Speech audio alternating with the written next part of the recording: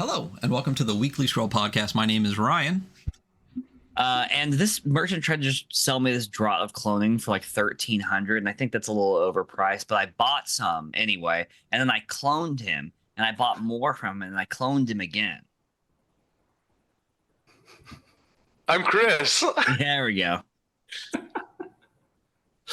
Hi, and I'm Leo. Leo Hunt, sort of OSR writer, I guess, and creator of the science fantasy role-playing game Vaults of Vaarn, which we're here to talk about. Vaults of Vaarn. For those that can see the overlay here, yes. So for those in podcast land, obviously, when you hear voices that aren't mine and Hunter's, it's a different kind of episode. And today we are going to be playing some Vaults of Vaarn 2E with obviously myself and Hunter, with Chris P. Wolf and Leo Hunt. Did you just show off your Vaarn collection? Because I gotta also I have the zines. I'm not that cool. The zine. Wait, and then the tapes, and then the whole thing, and and then Blood Heist as well. Oh, nice. The other game that I made. The other game, yeah. But yeah, Vaults of Vaarn. Oh yeah! I love the omnibus edition, but my gosh, the 3 original zine covers. Now that we immediately tangented, these are stunning. Like, they're absolutely gorgeous. I just love the colors; are fantastic. So, Leo, thank you so much for being here. Oh, this didn't I send you the 4th zine in the tape? No, I bought the 4th zine and the tape. Gotcha. So anyway, after the immediate tangent, Leo. Welcome. Thank you so much for coming on. Thank you so much for being here. We're very excited for Vaults of Vaarn. We reviewed it how many forevers ago? Forever ago. And it's been like one of our top games repeatedly here on the show. For those that may not have, to their own detriment, heard of or played Vaults of Vaarn, like what's Vaults of Vaarn? Well, I mean, isn't it easier to say what it's not? No, Vaults of Vaarn it's a knave hack. It started off as like my own campaign when I started sort of GMing more regularly back in the pandemic, which is so long ago now. So it's been going about 5 years, and it's basically science fantasy, which people are saying, what's science fantasy? Again, what isn't it? But it's mostly like a kind of reimagining of like fantasy and science fiction kind of tropes and material into the same bucket to make them both kind of weirder. And it kind of revolves around, various techniques of like defamiliarization and like, I think a kind of a more playful look at science fiction for me anyway. But what Vaults of Vaarn is it's it's an OSR kind of like Dungeons and Dragons style game where it's very, very far in the future, so far in the future that the sun is almost going out and it's big kind of red giant, and you are in a place called Vaarn, which is a kind of sky blue desert full of the ruins of the far future. So it's riddled with all these kind of like metal caves and like underground caverns full of the kind of insane relics of the far, far future.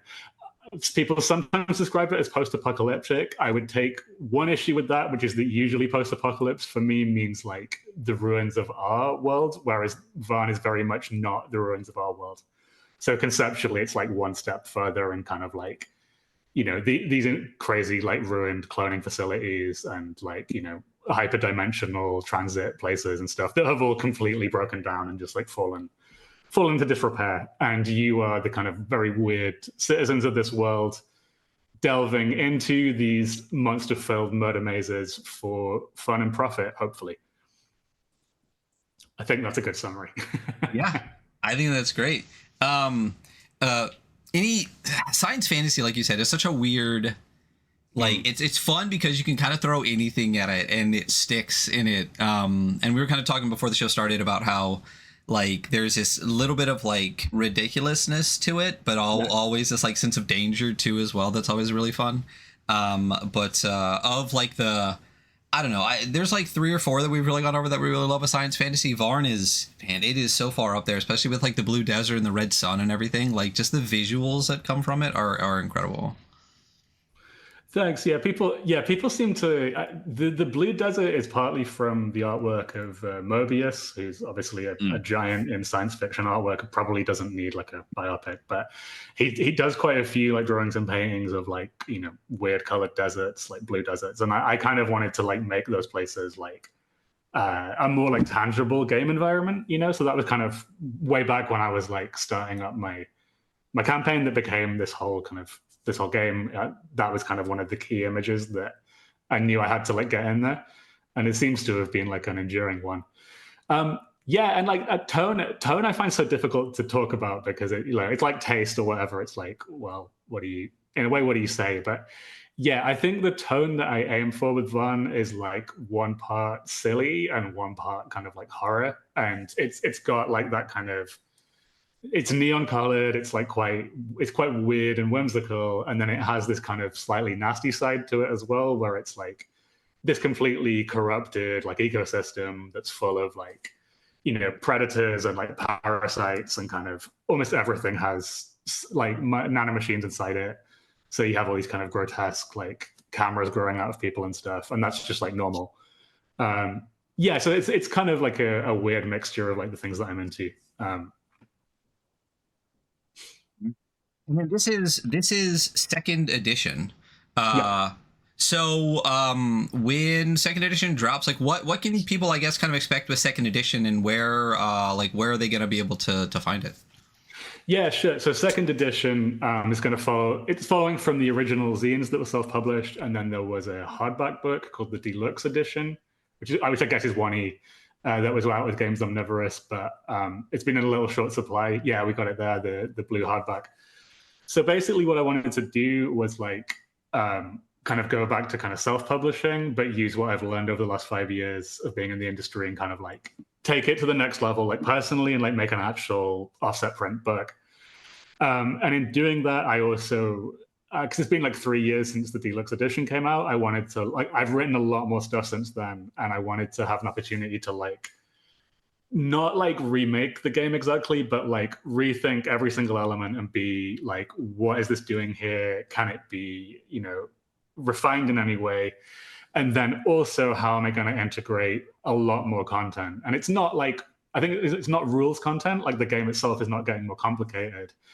But if you've enjoyed any of it before, you'll know that like I have a real passion for kind of procedural generation and a kind of loosely sketched out kind of world that's full of hopefully like ideas that lead you somewhere, but it's not prescribed.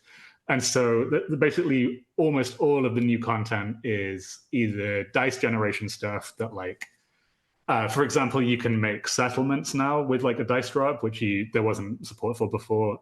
So people really like the kind of region creation maps, and what I've tried to do is like bring some of that system to settlements as well, where you can do spend time, or like dungeon floors as well. So we'll get into it, but I've procedurally made a small like dungeon floor for you guys, and I tried to stick to what the tools gave me as much as possible. I haven't edited it, but basically it's going to be the same but more. So like if you liked it already, please consider like backing it again, because there's at least another book's worth of content in there now. It's gone from 145 pages to more than 300.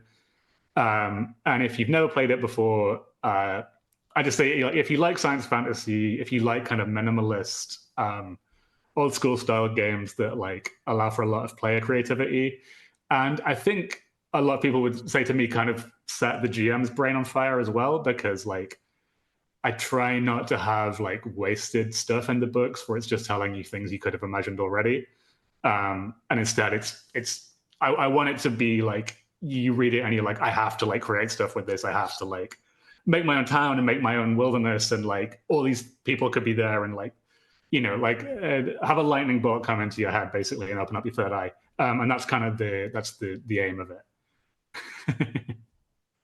Yeah. Oh yeah, and it'll be on Backer Kit. I need to remember to say that on Backer Kit. It's on Backer Kit, yeah. There's already a link to go save it, right? Yeah. I've got a pre-launch page. Things are looking okay, but like I appreciate anyone who like hasn't signed up already. Please do it, because then you'll hear about it on the first day of launch, and that's like playing the whole little algorithm game, that can make a big difference for crowdfunding, basically. Because if you have a big day one, then like all these invisible machine god algorithms that rule our lives take notice of it and start, elevating it. So that'd be great if you could make the AIs like me. That would be good. Yeah, and we'll make sure, obviously, it is where you expect links to be down below for us. But when is that going to be hitting backer kit? The idea now is it'll be the end of July, I think the 28th. I need to log that in soon, but it's coming in the summer, basically. Not too long ago, too far away now. Gotcha. Yeah, less than 2 months. So for those listening, like I said, click the link below, and go pre-save that, because I mean, Hunter, for those that don't know, a little behind the scenes here. This was a surprise to Hunter because Hunter is like the biggest Vaults of Vaarn fan I know. He's like a Vaarn mega fan. So I told him he had to be here on time. Get here at 9 o'clock. You'll see what happens when he gets here. And then Leo popped in. So that was a cool thing that I got to do with Hunter. So very excited for everyone here. Chris, is this the first time you've been on our show too? No. Yeah, I was going to say we played individually, but first time Crispy Wolf's on the show too. We've played games together, but this is the first time I've played a game with you for public consumption. We've both tweeted back and forth and talked on Discord before, Chris. But this is the first time hanging. So. You're Offworlders, right, Chris? That's right. I made a game called Offworlders like 6 years ago, and I've been riding that to hang out on indie RPG internet ever since. I swear to God, I'm still working on Night Tripper, which is my other space game, but it's just very casually. And we've done Offworlders and Vaarn on the show. Couldn't tell the episodes. It would be cool if we knew those numbers, but that's not what we do here. But we'll maybe I'll remember to reference that down below. But you said you made something for us to play today with the Vaarn tools. That is the idea. Yeah. So another thing is it's all about procedural generation. So I've tried to tackle what I think is one of the big white whales of kind of OSR stuff and the original old school gaming, and do a procedural dungeon generator. This is something that I really wanted to do because obviously I'm a big Caves of Cod fan, and roguelikes are kind of very much in the DNA of Vaarn. That's kind of a big inspiration for me. And I was kind of annoyed where I was like, well, I still don't have a way of making a dungeon with dice that feels good to play. And I can talk a little bit about how I tried to do it, but actually I got a shout out to Marcia from Traverse Fantasy and her kind of bite-sized dungeon concept, because that's kind of the skeleton of how this works. And I think it's working. I've done some solo play with the stuff that it makes, and they're pretty good. They're not.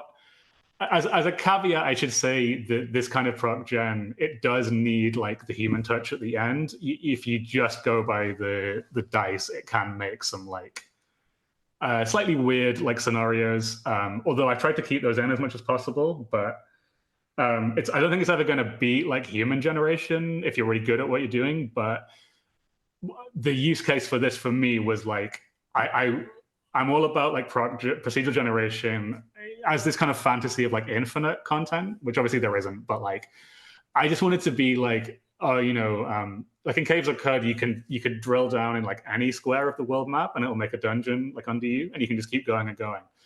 And I love that, and obviously no book can do that really, but I wanted to at least give the illusion that hey, if you have a bunch of asshole players who steal a nuke or whatever, or they have a laser drill and they just drill down, if you take 40 minutes out, you can make something that they find, and that's kind of that's the idea anyway. That's awesome. Caves of Cod. I've died so horribly in so many very interesting ways, randomly going down 1Z level in Caves of Cod. It's so funny because you're such a video game guy and I'm so not. I've played 3 games, each one for 40,000 hours, but I've only played 3 games. I know of Caves of Cod, I've never played it. Hunter did a little research real quick. Vaults of Vaarn episode is number 93 and Offworlders episode is number 194. So almost 100 episodes separates our 2 guests here on the show today. And obviously, we'll be taking a peek at second edition. Considering our next episode is number 200 after this, so we'll go from there. But if everyone's cool with it, why don't we actually hop into Vaults of Vaarn 2E? That way, the people can see how it plays and then make sure to go back it. Yeah, let's jump in the game and you'll see. Yeah, I think it'll make sense as we go through it. Like, definitely. We hope. We hope. And I think we're going to start with because we haven't made characters or anything, so I believe we're going to start with character generation, right? Yes, we're gonna.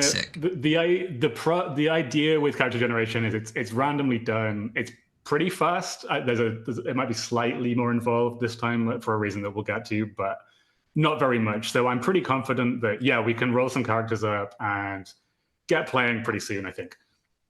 Cool. And then for those that are watching, either live or on the VOD later, and those that back Leo's Patreon, so go back to Leo's Patreon. The preview edition of second edition is out, and I'm going to have it on screen while we go through stuff, so people can read along as we do this as well. Perfect. So just take it away. It is now your stream. Okay, perfect. Cool. So I'm just going to remind myself of what the character creation procedure says myself, so I know how we're going to go. Okay, yeah, cool. I'm looking at it now.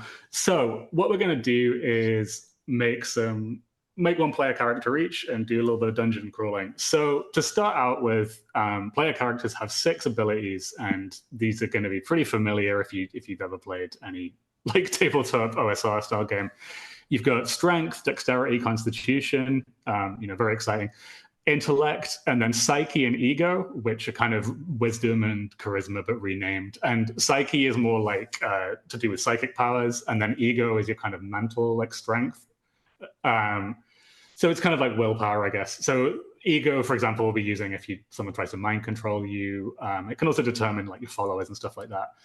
So the very first thing we do before we get into any of the other character stuff is just roll some stats.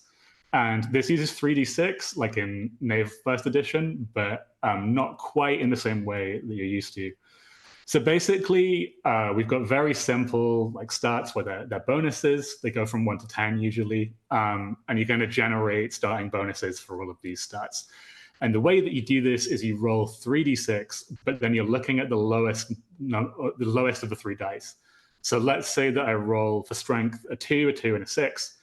The lowest dice is a 2, so my starting strength is a bonus of +2, and then you do that for the rest of the abilities. Is that clear for everybody?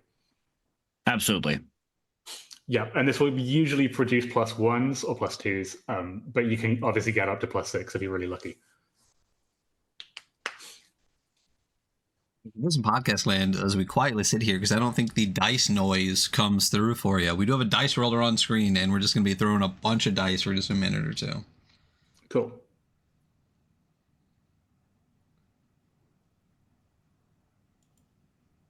Oh, dang.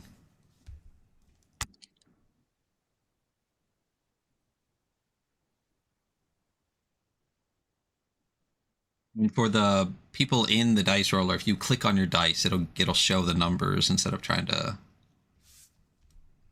Yeah, this is slightly abnormal like take lowest thing. It's a little difficult with the dice roller. I like it. This is about the weirdest dice roll that we do. So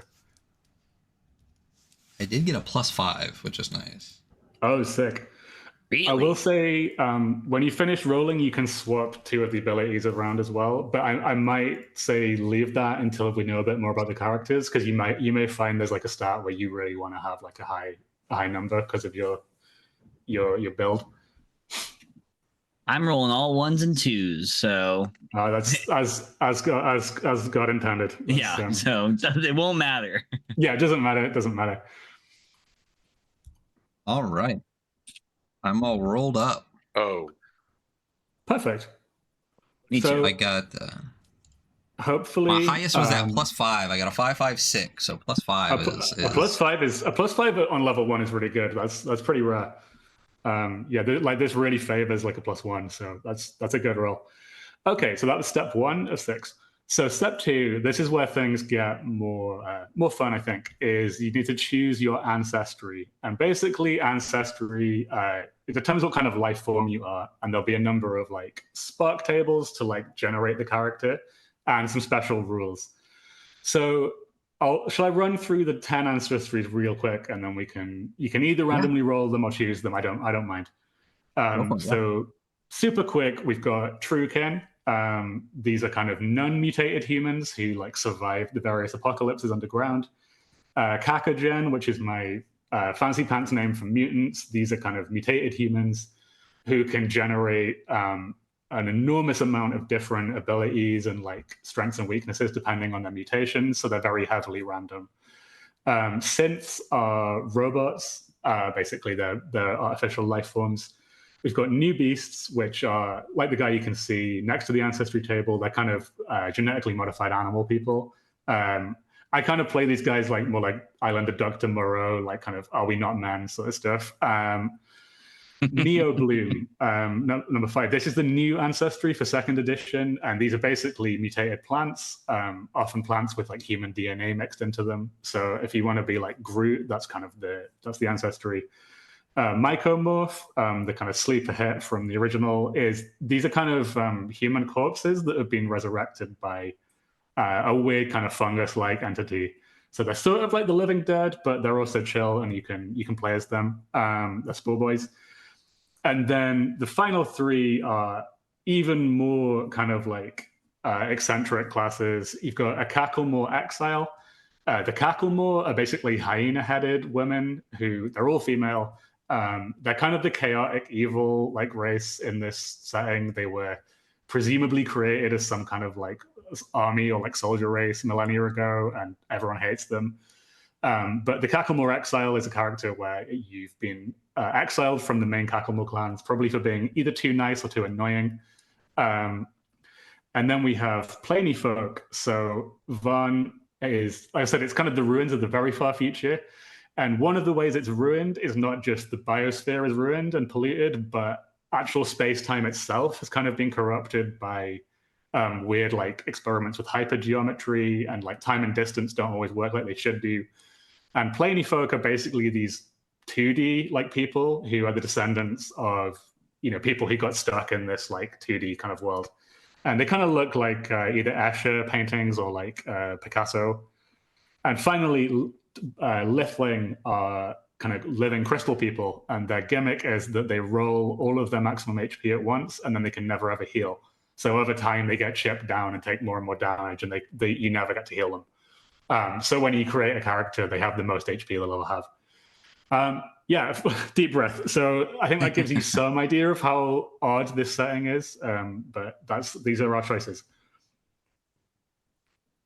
I know that I'm an edgelord piece of shit. Especially when I immediately go, oh, there's an evil one. Obviously, that's what I'm picking. But are you guys gonna roll, or do you have one in mind? I think I'm gonna just pick one. I'm gonna be a Fa nomad. Because fuck the hegemony, Am I right, y'all? Yeah, fuck those guys. I'm gonna roll. All right, roll d10. I'm also just gonna roll. Oh, fine, I'll roll. Or new beast. Oh, sick. Solid. Everyone doesn't have to roll just because I did. Well, we're all going to now. You can cop out and pick one. No. I have to rise to the challenge. Although I just rolled a 7, which I actually think is Fa nomad. Yeah. It is indeed, yes. Nice. Well, sick. then it works. And then I rolled a 4. Is that what you rolled, Chris? What now? I have like 3. Yeah, you rolled a new beast. I'll re-roll. Let's give the people more variety here. I mean, there's like 20 different new beasts. Yeah, listen, we're gonna give the people some variety here. I got a 3, so I'm a synth. Oh, perfect. All right, nice. That's a fun party. Sick. Okay, let me pull the PDF back up. Right, you're gonna move to the side for a second. All right. So with each ancestry has a kind of like spread where it gives you their special rules, and kind of lets you generate them. So I think, shall we go through one at a time and quickly do the kind of like the special rules and the ancestry generation? So should we just go down in the table numbers? We've got a synth. So we'll start. So I'm a synth. Yeah. Yeah, perfect. So there are three. These are robots. So there are three special rules for synths. As follows: they've got synthetic flesh, so they're made out of metal and plastic. They don't eat or breathe, and so you're immune to damage from a fair few things like suffocation, toxins, or extreme temperatures. However, importantly, you suffer double damage from electricity. And when you get wounded, this is a new thing for 2E, there is a synthetic wounds table. So this is a different wound table to the other people will be using. And it is kind of worse to kind of make up for their damage immunities. You have a synthetic mind. So there are some viruses and stuff that can affect you. I don't think that'll come up in this session, but it might do. And finally, repairs. So synths now have a slightly different, slightly different HP system to everybody else, where they don't eat or drink, so they don't heal by eating or drinking, which the rest of them do. Instead, you make repairs using a synth part. You begin with 3 spare parts, stack in 1 item slot.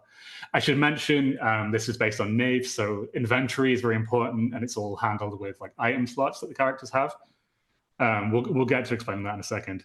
A repair takes an hour. That's quite a long time compared to other people's healing, and it uses that 1 part, and it heals D8 plus your Constitution HP. If your HP is full, it heals 1 wound. And you can extract spare parts from dead synths, so there's like a reason to be killing them, basically. Cool. And then, yeah, if you want to roll, you can roll a d20 or 5 of them, and then it will generate kind of what you look like and a few details about you.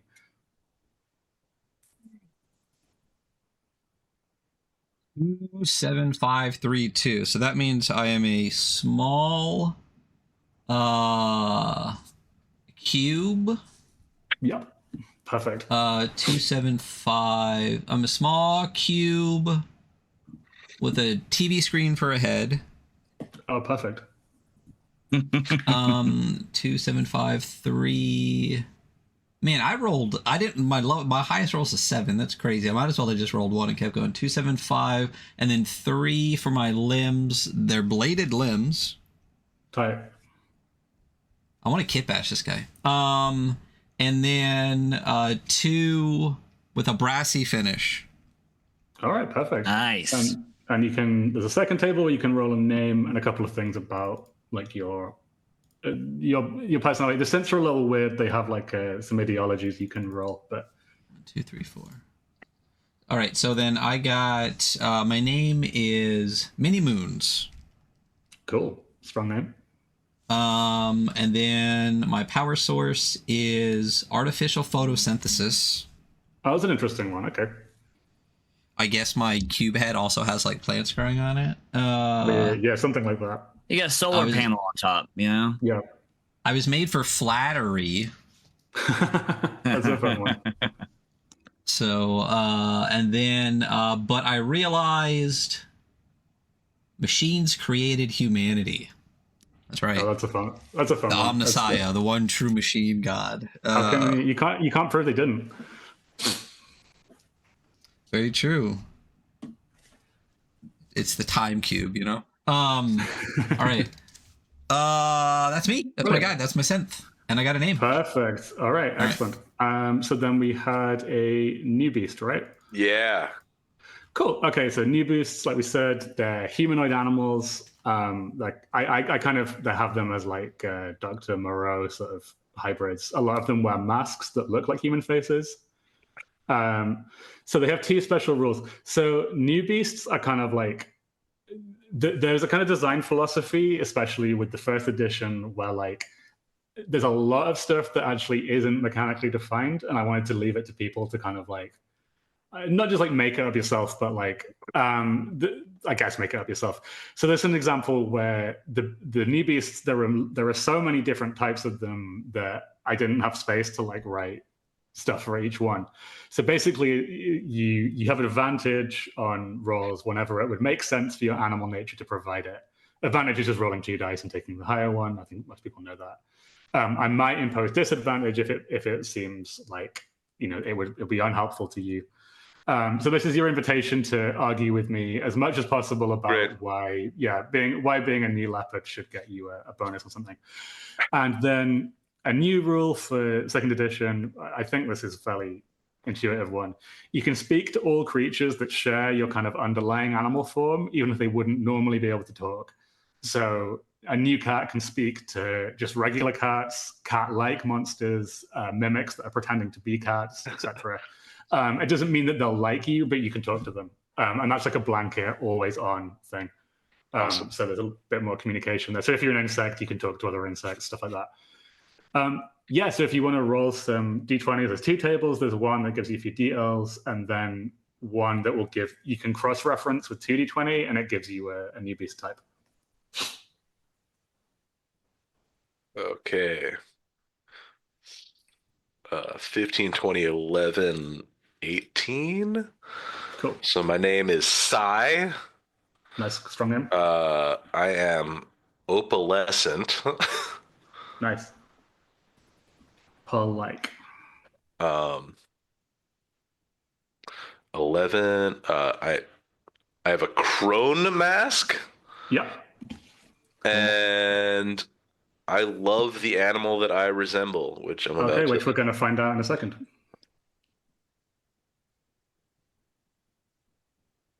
And I resemble... Where'd the D20 go? There we go. 4 and 1. A new aardvark. I'm an aardvark man. An aardvark. Yeah. Oh, excellent. An opalescent aardvark. With a crone A wonderful mask. kind of day, you know? The opalescent aardvark with a crone mask. Yeah, I have lots of questions about how the mask fits on you, but that's a really good question. I imagine it being like taped on like the front of the head, but I don't know. Oh yeah. I'm just looking at images of aardvarks now to kind of... That is complicated. Yeah, this is... I want y'all to know I just dropped the most solid reference to Arthur, the kids' TV show where the main character is an aardvark. Oh, of course, it is. Yeah, it is Arthur. Perfect. All right, so we got our new beast, and finally we had a far nomad hunter. So far, like I said, there is lore in Vaarn and like kind of backstory. The aim is to kind of deliver it through the game and like whatever. But the Far are kind of like one of the kind of indigenous groups to the Blue Desert. They also have kind of blue flesh and kind of blue hair, and they're basically the Fremen from Dune, but with some of the kind of weird space Islam like Feldorf. So so their special rules are: your body's adapted to long periods without water. You become deprived from thirst after 3 days without drinking. That's three times as long as everybody else. So I think I may have mentioned, but the setting's a giant desert, so water is quite important, and it's a kind of currency. And you can summon a sandworm by dancing in the desert with a 2 in 6 chance of being a juvenile, blah, blah, blah. So basically, the Far are like, they're an interesting one where their special rules are slightly designed to help you in kind of the overland travel, which we're not going to be doing. But if you are, like, you can always kind of summon a sandworm and like ride it, basically. So you've got a sort of a vehicle on kind of demand. So if you want to roll some 4d20 for each table, we can find out about your particular character. Yeah, so for my blue, it's navy blue. Nice. Classic. I'm navy blue. All my like robes and like little pieces of jewelry are also navy blue. Yeah. I'm incredibly blue. Yeah, very blue. My face, frowning. I'm a very frowny guy, you know. I'll have to, my body, fat. Cool, sick. Fat and frowny. Fat frowny. That's AAT. I'm sad to be away from my snacks in my home. It's just like real life. And then my hair, though, silky, beautiful. Oh, so surprised. It's like real life. We got long, flowing, navy, silky hair. And I'll roll my next 4 d20s.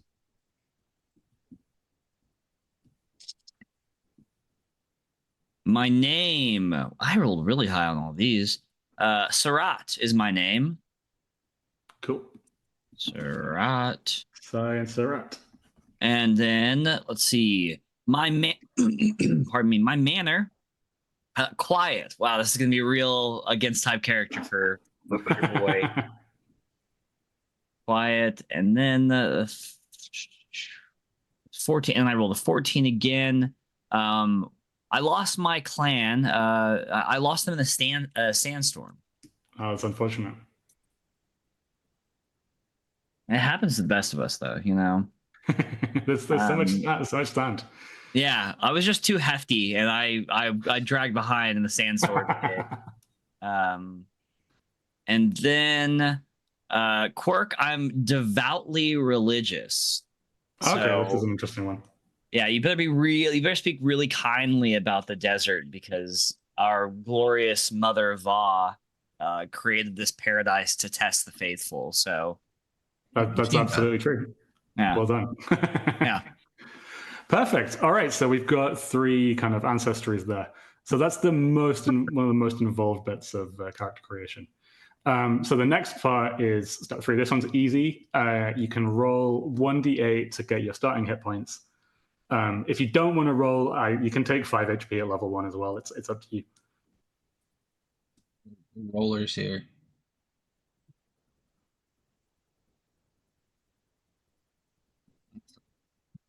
Who got 2? Nice. Ooh.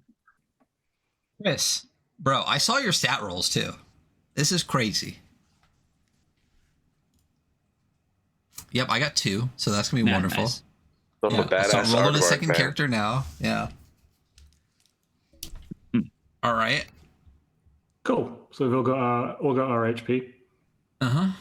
Yep. Excellent. Okay, cool. So on to step 4. Okay, so you have a number of item slots. Like I said, this is a pretty core part of Knave, if people know about that, is the encumbrance is kind of done like slot-based, which is kind of more popular with the sort of newer OSR sort of games. So you have item slots equal to 10 plus your constitution bonus. So if you have a +1 in constitution, you've got 11 item slots. If you've got a +2, you've got 12, etc. You can carry more stuff, but you'll become encumbered. Most items take up 1 slot, but a very few, like some heavy weapons, will take up more. Yeah, so there's no generation there. Okay, so then equipment. So PCs, you start the game with 3 rations of water, that fits in 1 slot, and 3 rations of food. If you are a synth, you can you've got your synth parts. That's important. The water and food, I think you probably don't have, although you can take it anyway. This is one of those things where the ancestry might override the kind of general rule, but yeah. So I've got 3 rations of water and 3 rations of food, or 3 synth parts if you are a synth. And then we roll once each on the basic weapon and armor tables and on the gear table to get your starting equipment. So the equipment. Okay. Yeah, so we'll start with weapons. So weapons are one of the things in 2E that has become a kind of a little bit more complicated. They were very, very basic in the first edition, and I think in keeping with the kind of procedural roguelike thing, I wanted to try and do a little bit more depth to like how you generate them. So basically for basic weapons, you can go for either a melee or ranged weapon. And for basic weapons, you just roll a d12 on the base table and then a d20 for 1 basic weapon tag. And the weapon tags kind of change the nature of the weapon a little bit. The basic tags don't change that much, but some of the advanced or like exotic tags can change them a lot. Anyway, so if you guys would like to generate some weapons. Yeah. What's the staffer range? Is that Dex? Yeah, so strength is melee and Dex is ranged. So if you have better Dex, you might want to go for a ranged weapon. Although obviously the consideration is ranged weapons have ammo now, which we can talk about if you generate it. And obviously, if someone gets into melee combat with you, you can't use the ranged weapon. So there's a trade-off, but they're definitely useful. What'd you roll a 12, Hunter? Is it a D20 table? It is a D20, but for basic weapons, at the moment, it's a D12 because as you'll see, you can choose an advanced weapon as your like special bonus at the end, but that's a D20 roll. Yeah, so there's stuff like a grenade launcher or a railgun, which you can't generate as a basic weapon. Okay. Because that's what it says in the very first bullet point that I didn't read as I just like scrolled through the list. No, it's all good. This is still in. Obviously, this is all still in production, so like some readability stuff is. Shit. Razor disc. Yeah, so we can imagine what that looks like. Xena chakra, like obviously, and I'm gonna go like every time I throw it, you know. So I get a basic weapon that's just a D12 and then a D20, right? Yes. Cool. I have a fungal crossbow. Oh, nice. And 18. I have a hand cannon. Nice. A ritual hand cannon. Nice. Used in an occult ritual. So yeah, as an example, the tag here is it's double trade value with mystics. So it's a little bit of flavor basically. And if you want to barter it with someone who's into occult stuff will give you more for it. But it doesn't change its damage or like how it behaves or anything. Yeah. I got the luminous razor disc. Did we all get weirdly religious? Yeah, it seems to be. Are we a cult? Okay, luminous.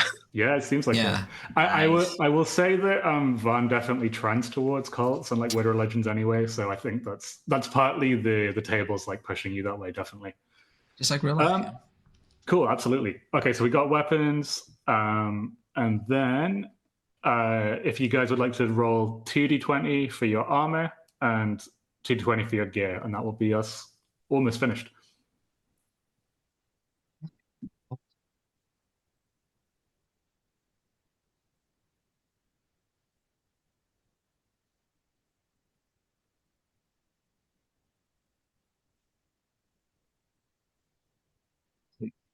So I have the least HP and the lowest possible armor. So that's all. That's awesome, baby. Desert robes, yeah. Yeah, that's definitely rogue. Like, well, you might at least doesn't know where to go but up, right? Like, okay, so 6 feet down, you know. I got biomechanical brigandine armor. Oh, nice. A little bit of HR Geiger there. Yeah. I got ancestral brigandine. Nice. Varnished desert robes. Dope. Cool. Currently, the armor qualities don't do anything. This is kind of a holdover from 1E. I'm looking at like some very minor like gameplay effects, but they don't have them currently. And then we've got our gear. So there's A and B table. Just roll once in each, and that's what you get.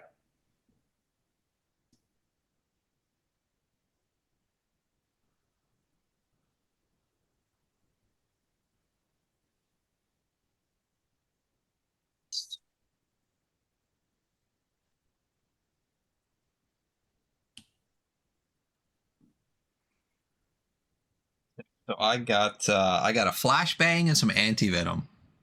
Nice. Okay, so you've got this bracket. So you got 5 flashbangs and 3 anti-venoms. Oh, those will be useful, definitely.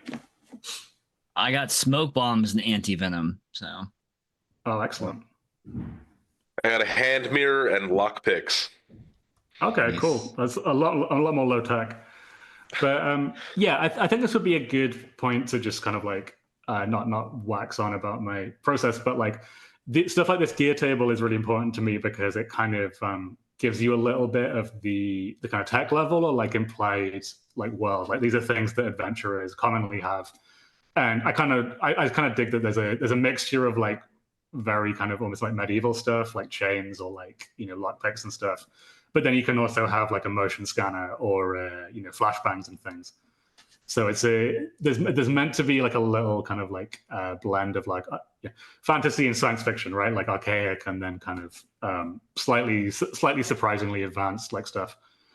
Cool. And we're very nearly done with character creation. But the last thing I think is the most fun bit. So you get a starting boon, which is kind of like a bonus. So you can get an item of exotica. Exotica are the kind of rare, supernaturally valuable items which you're looking for in these vaults. You can have a mystic gift. These are like kind of innate psychic powers or like abilities that characters have, and they're paid for with HP, so it's not like roll to cast or spell slots or anything. You can have a cybernetic implant, which are kind of flesh machine like bonuses on your body.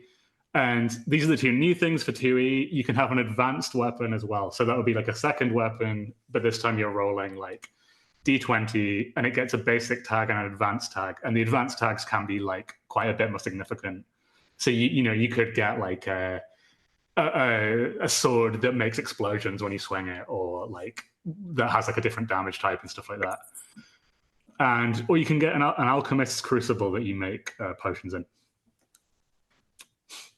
So I'll leave it up to you guys what you feel like.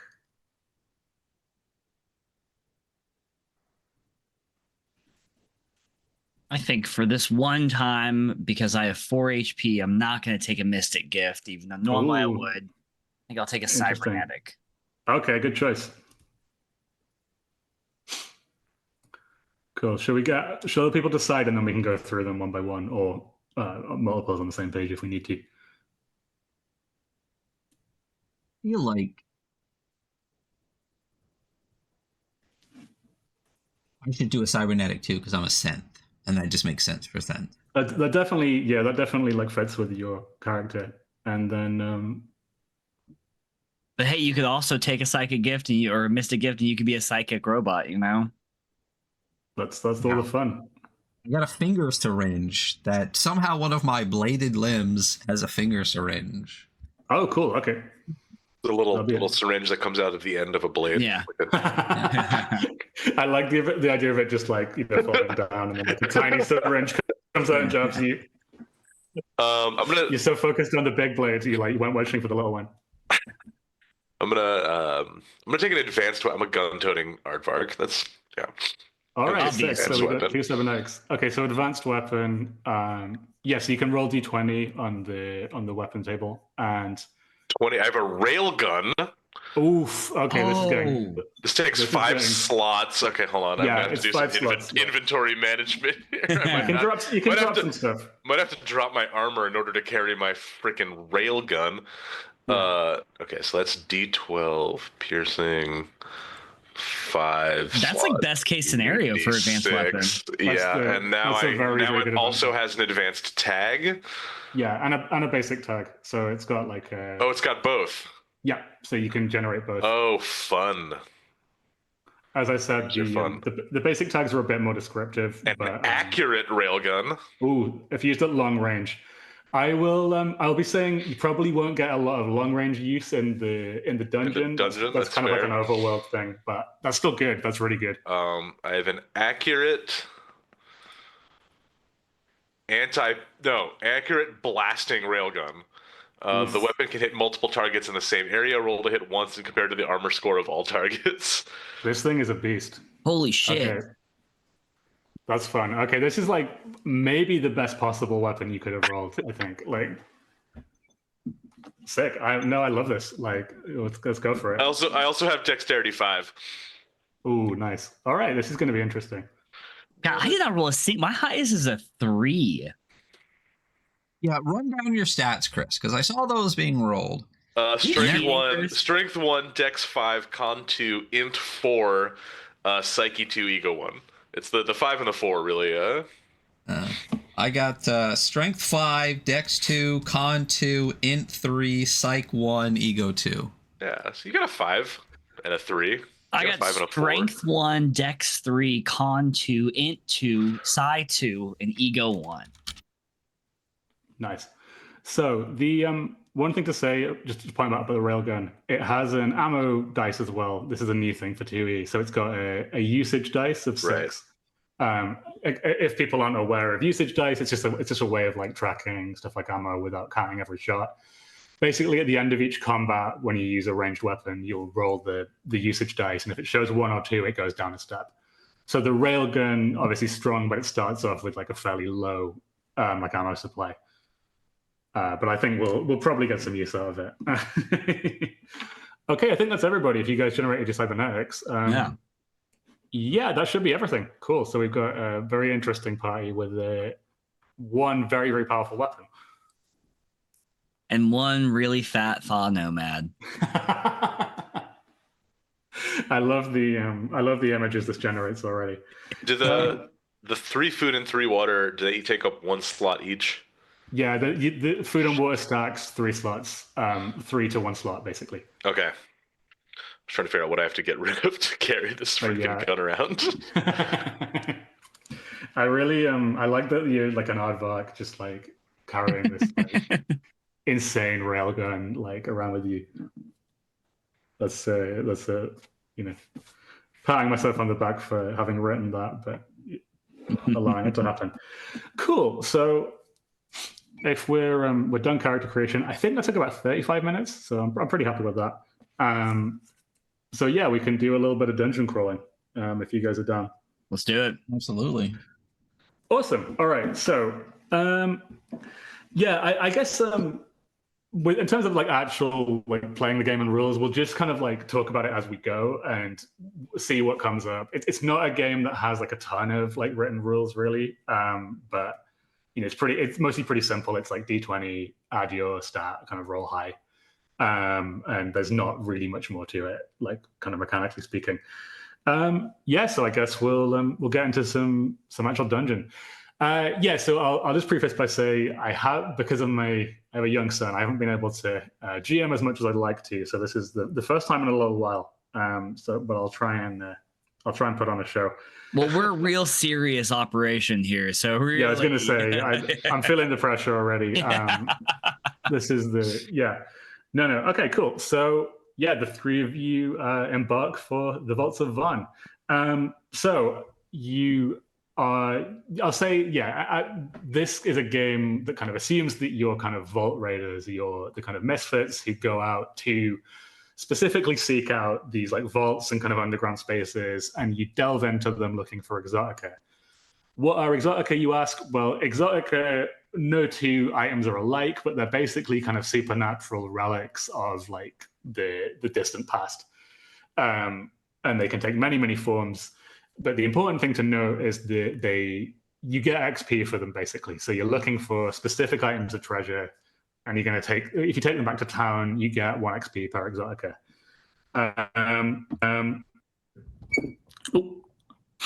That's game loop. Basically, is you sort of going down looking for these things, and in a longer game, you kind of return to town to trade them in. So yeah, we'll say you've embarked for the Vaults of Vaarn, following some kind of rumors about the presence of a vault sort of nearby. And after traveling for a few days through this enormous blue wilderness of like desert, kind of baking under this massive red sun in the sky, you find, just as you were told, a kind of strange sort of, think of like a silver tower, like in the kind of just like stuck like an angle in the sand. And as you get kind of closer to it, you can see that there's a sort of a doorway in it, and a kind of dark space where you can see that it kind of leads down. And this is the vault that you've been seeking. Yes, if you briefly, I guess I would say briefly introduce your character. Again, I know we just generated them, and then we'll get into it. Yeah. Sarat, who I feel like is not leading this group at all, but definitely following at like a waddle, is like kind of stroking their long silky hair that's like braided, and nervously looking around at the vault. They don't say anything because they're quiet, but nothing but the wind. Yeah. Yeah, I got I'm mini mooned. Just to describe me again, I'm a small cube-shaped synth with a TV for a head and bladed limbs, powered by photosynthesis. I screwed up the legs a little bit, but I did do a little sketch of my guy here. I love that. With that's the little with got some plants on his head for some photosynthesis. Got the blades here. I tried to do adorable. The blades like that lady from what's that movie with Samuel L. Jackson where he was totally right and kills all the rich people. Django Unchained. Kingsman. There's that one girl that's got like the blades for feet, but they're actually blades. Like Pistorius. Yeah. Like Pistorius, but they're blades. So that's what he's got. So he bounces around on blade feet. And that's me. A mini moons. It's gotta be hard to walk through the sand with blade feet. Walk almost anywhere. Sai is a 5-foot-tall aardvark man with a 4-foot-long railgun on his back, and he's got. I think it's like there's this like collar with sort of like an armature that goes, and there's this mask hanging in front of his snout from the armature, and it's like this like extremely like disturbingly realistic like old woman mask that is like hanging there with like all of the like wrinkles and yeah. That's brilliant. Like bad grammar. Yeah, that's good. Yeah.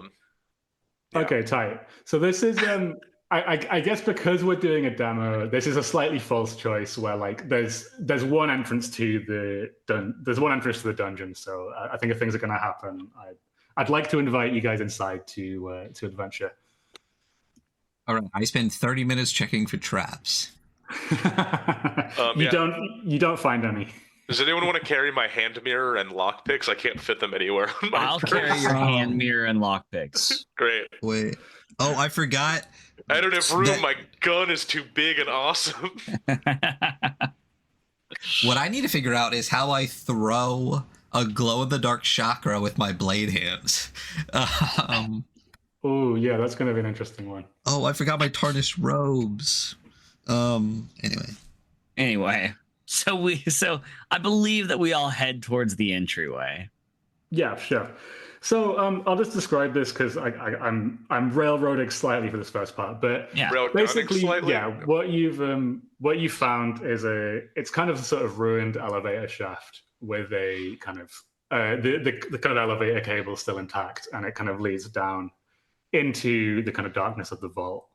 So I'll say that you guys you kind of descend this cable without incident.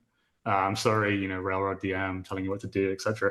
And you find yourself in a kind of like underground space. And this room was, is clearly been the site of kind of combat at some point. It's kind of like a sort of kind of concrete walls, but they're full of kind of like bullet holes and like the kind of horizontal sears of like laser damage. And on one kind of wall, you can see a bunch of like memory crystals. This is something all you guys would know what they are. They're kind of an old like information storage system that just looks like a giant kind of bank of crystals. And to the kind of south, there is a doorway that leads, we do not know where, but you can hear running water from the doorway. So here we are, we're in the dungeon. What would you guys like to do? Is the memory crystal terminal like active? It is clearly long destroyed. The whatever conflict happened here, like this thing has been riddled with bullets. About the only use you would get from this is like throwing it at someone, Where do we go? Is there anything salvageable from that? Yeah, you guys can have a search of it if you want. I'll say that you take so the way I structure dungeon exploration, this will not be like original to anybody, but it's basically kind of like exploration turns. So when you're in a room, like you can search it for different things, but like each one takes a turn, and I'm going to be checking for random encounters every time that we kind of do something, just to kind of like keep make decisions like a little bit more pressurized. I will say for this one, if you take a turn, you can search the you can kind of search the memory crystal console. As I've said, searching it does not reveal any more than like you saw from first glance.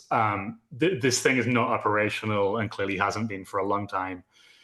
Obviously, the crystals are still physical objects, like you carry them, but when they're broken, they're not particularly valuable. You know, people use them as paperweights to prop doors open, stuff like that.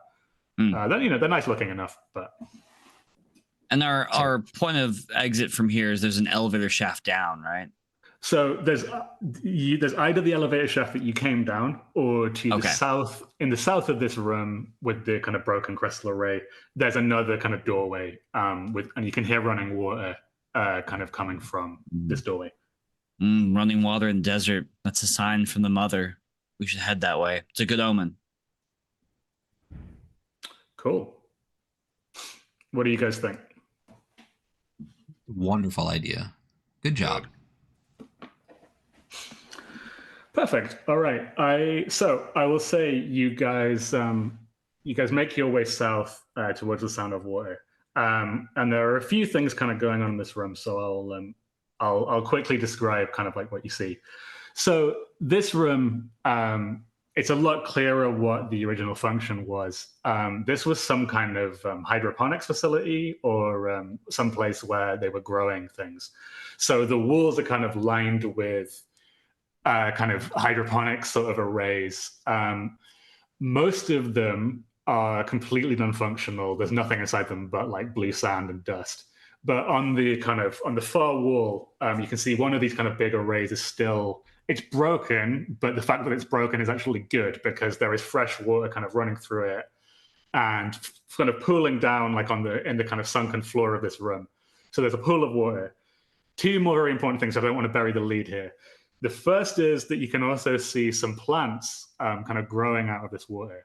They look like vault cumbers, which are, as everybody knows, blue cucumbers that grow underground in Vaarn, and they are edible.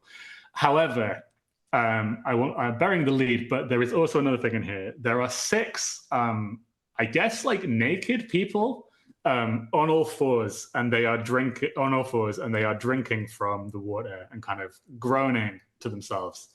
They have not noticed you. What do you guys want to do?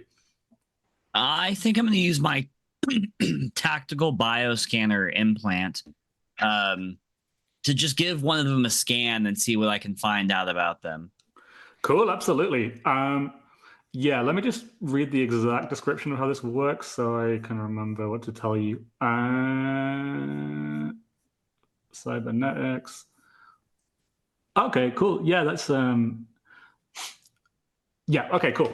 So you bring up your tactical bioscanner. I kind of imagine this as like a thing that kind of pops out of your forehead or whatever and like over your eye, like a little forehead monocle. Yeah. But maybe it's something different. I don't know. But you scan one of these kind of people, and in all its kind of I imagine this being a kind of like Terminator overlay with like little neon lines and stuff. Yeah. So it looks exactly the same too, like very 80s effect. Yeah, definitely. Kind of looks slightly analog looking. Yeah. Right. So you get the following information. So these things are people, which is probably not what you're expecting, but they are people. And it says that and this is another funny thing where this basically gives you the stats of the actual creature. So you can see that the one that you scanned it's kind of level 2, so this thing is like not super strong. It has only 10 armor, and you can kind of ascertain that anyway because it's completely naked. It has no protective capacity at all. And its current morale, current HP I said, but its current HP is 8 HP. So it's strong, but it's not like it's not like insurmountable. But there are 6 of them, which you can surmise have similar stats. How do you guys want to play this? They're so they're all just around the water, drinking it and you said like groaning. Yeah, kind of no language, just kind of like I can do a little sample if you'd like, kind of like Like enjoying the water groaning or like pain groaning? Kind of like eerily like both. It's like a kind of like painful like enjoyment of this scene. Yeah, so Good times. Yeah, great. Your hair is lovely, by the way. Thank you. Yeah. My purpose was flattery. Just throwing that out there. The purpose of my creation. How far off are they? So this is not a huge room. So you definitely wouldn't get your bonus from being accurate. Sorry to burst your bubble. This is like a kind of moderate sized room. So like there may be like, I don't know, 10 feet away from you. Okay. But they have not noticed you come in. They're very busy with their drinking.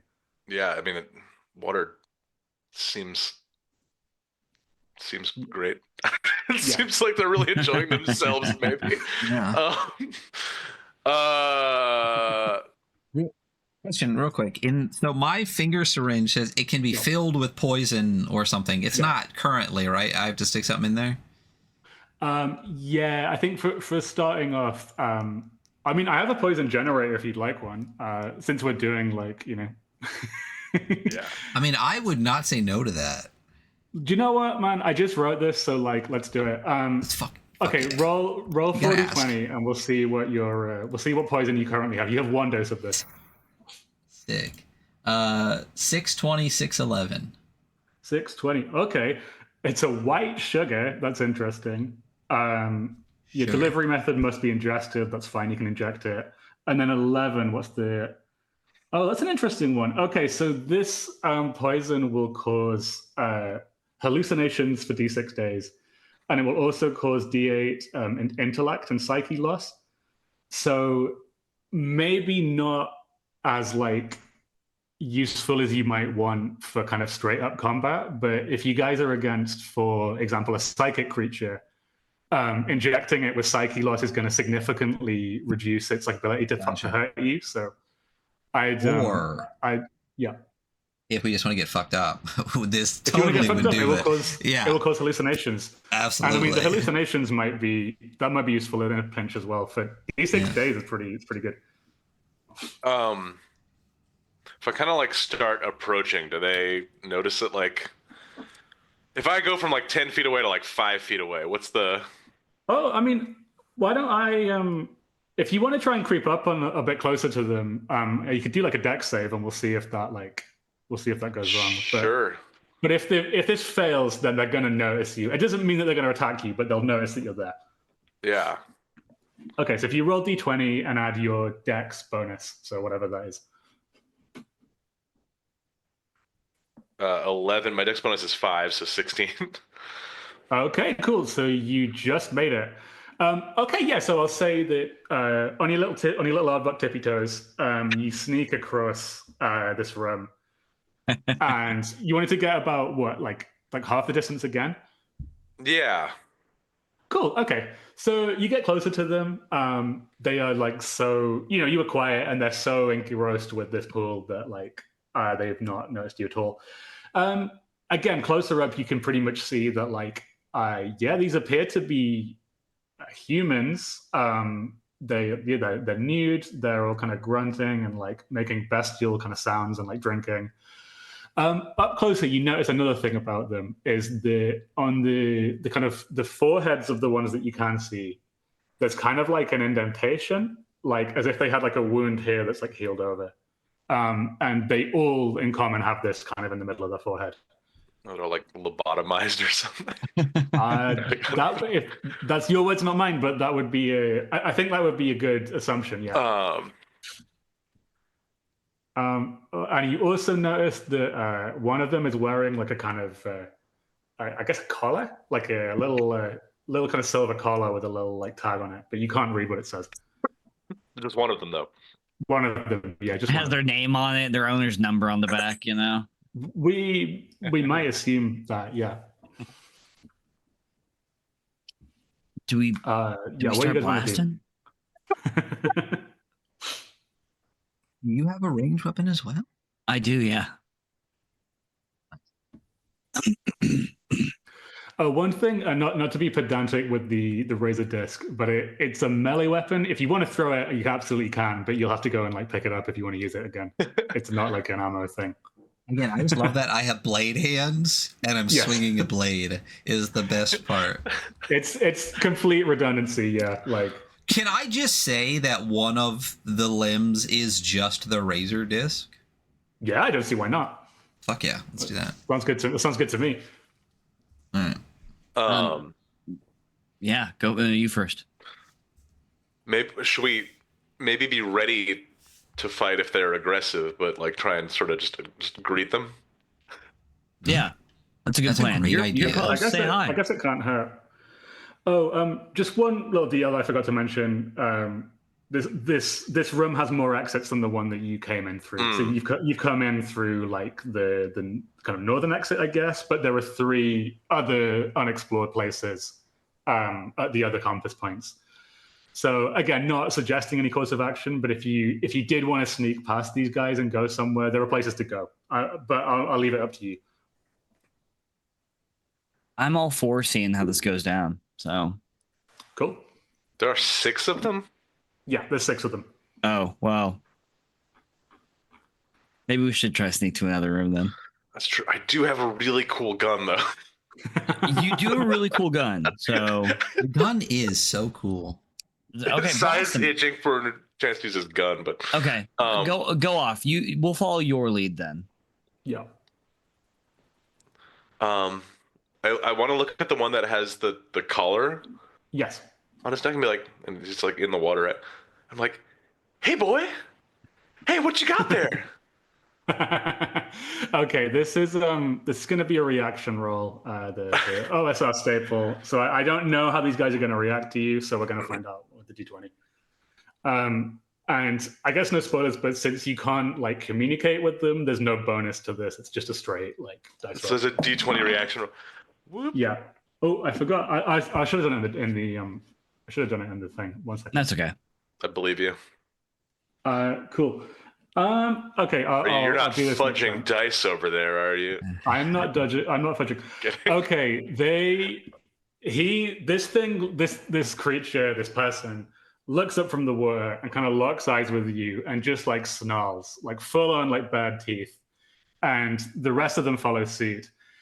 However, they do not run to attack you. They are snarling, and you notice that the smaller ones kind of like run behind the larger people, but they're kind of like they're kind of like slowly edging away, like baring their teeth. Like it's really pretty unsettling, even for an Aardvark man. Like so they're not friendly, but like they're not going to attack you guys like immediately. Okay. You said there were how many other exits are there? Right. So there are 4 exits to this room. There's the one that you guys came in from the north.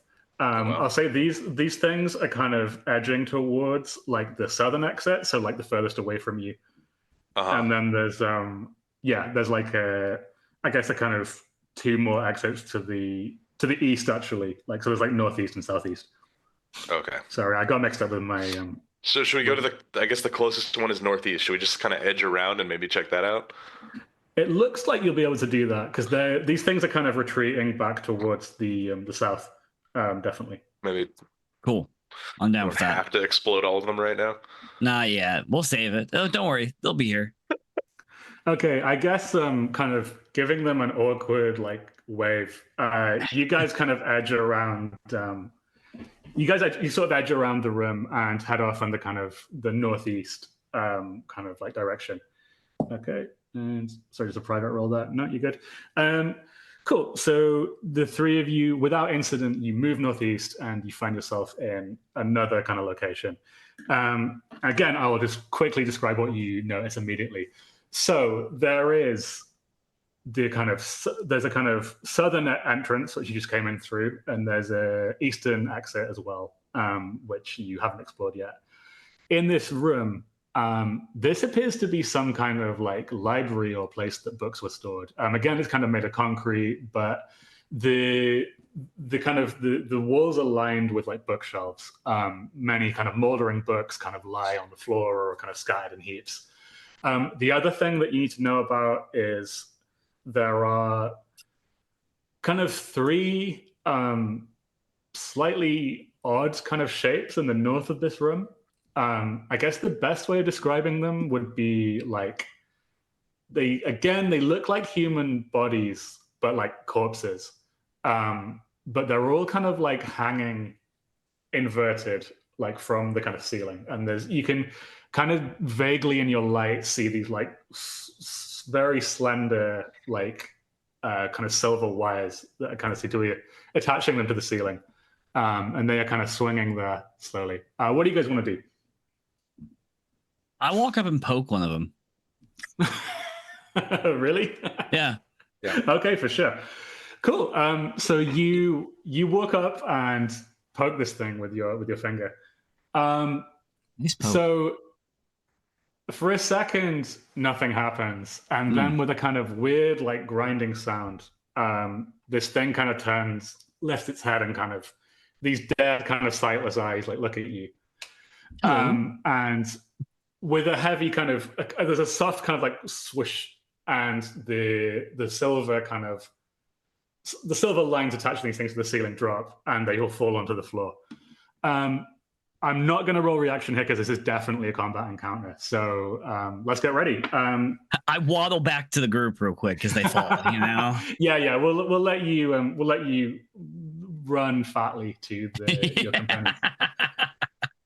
Okay, so this is definitely a fight. So these things are kind of like, you see them kind of like hunching over, and like they're clearly like corpses of some kind, but there's something sort of animating them.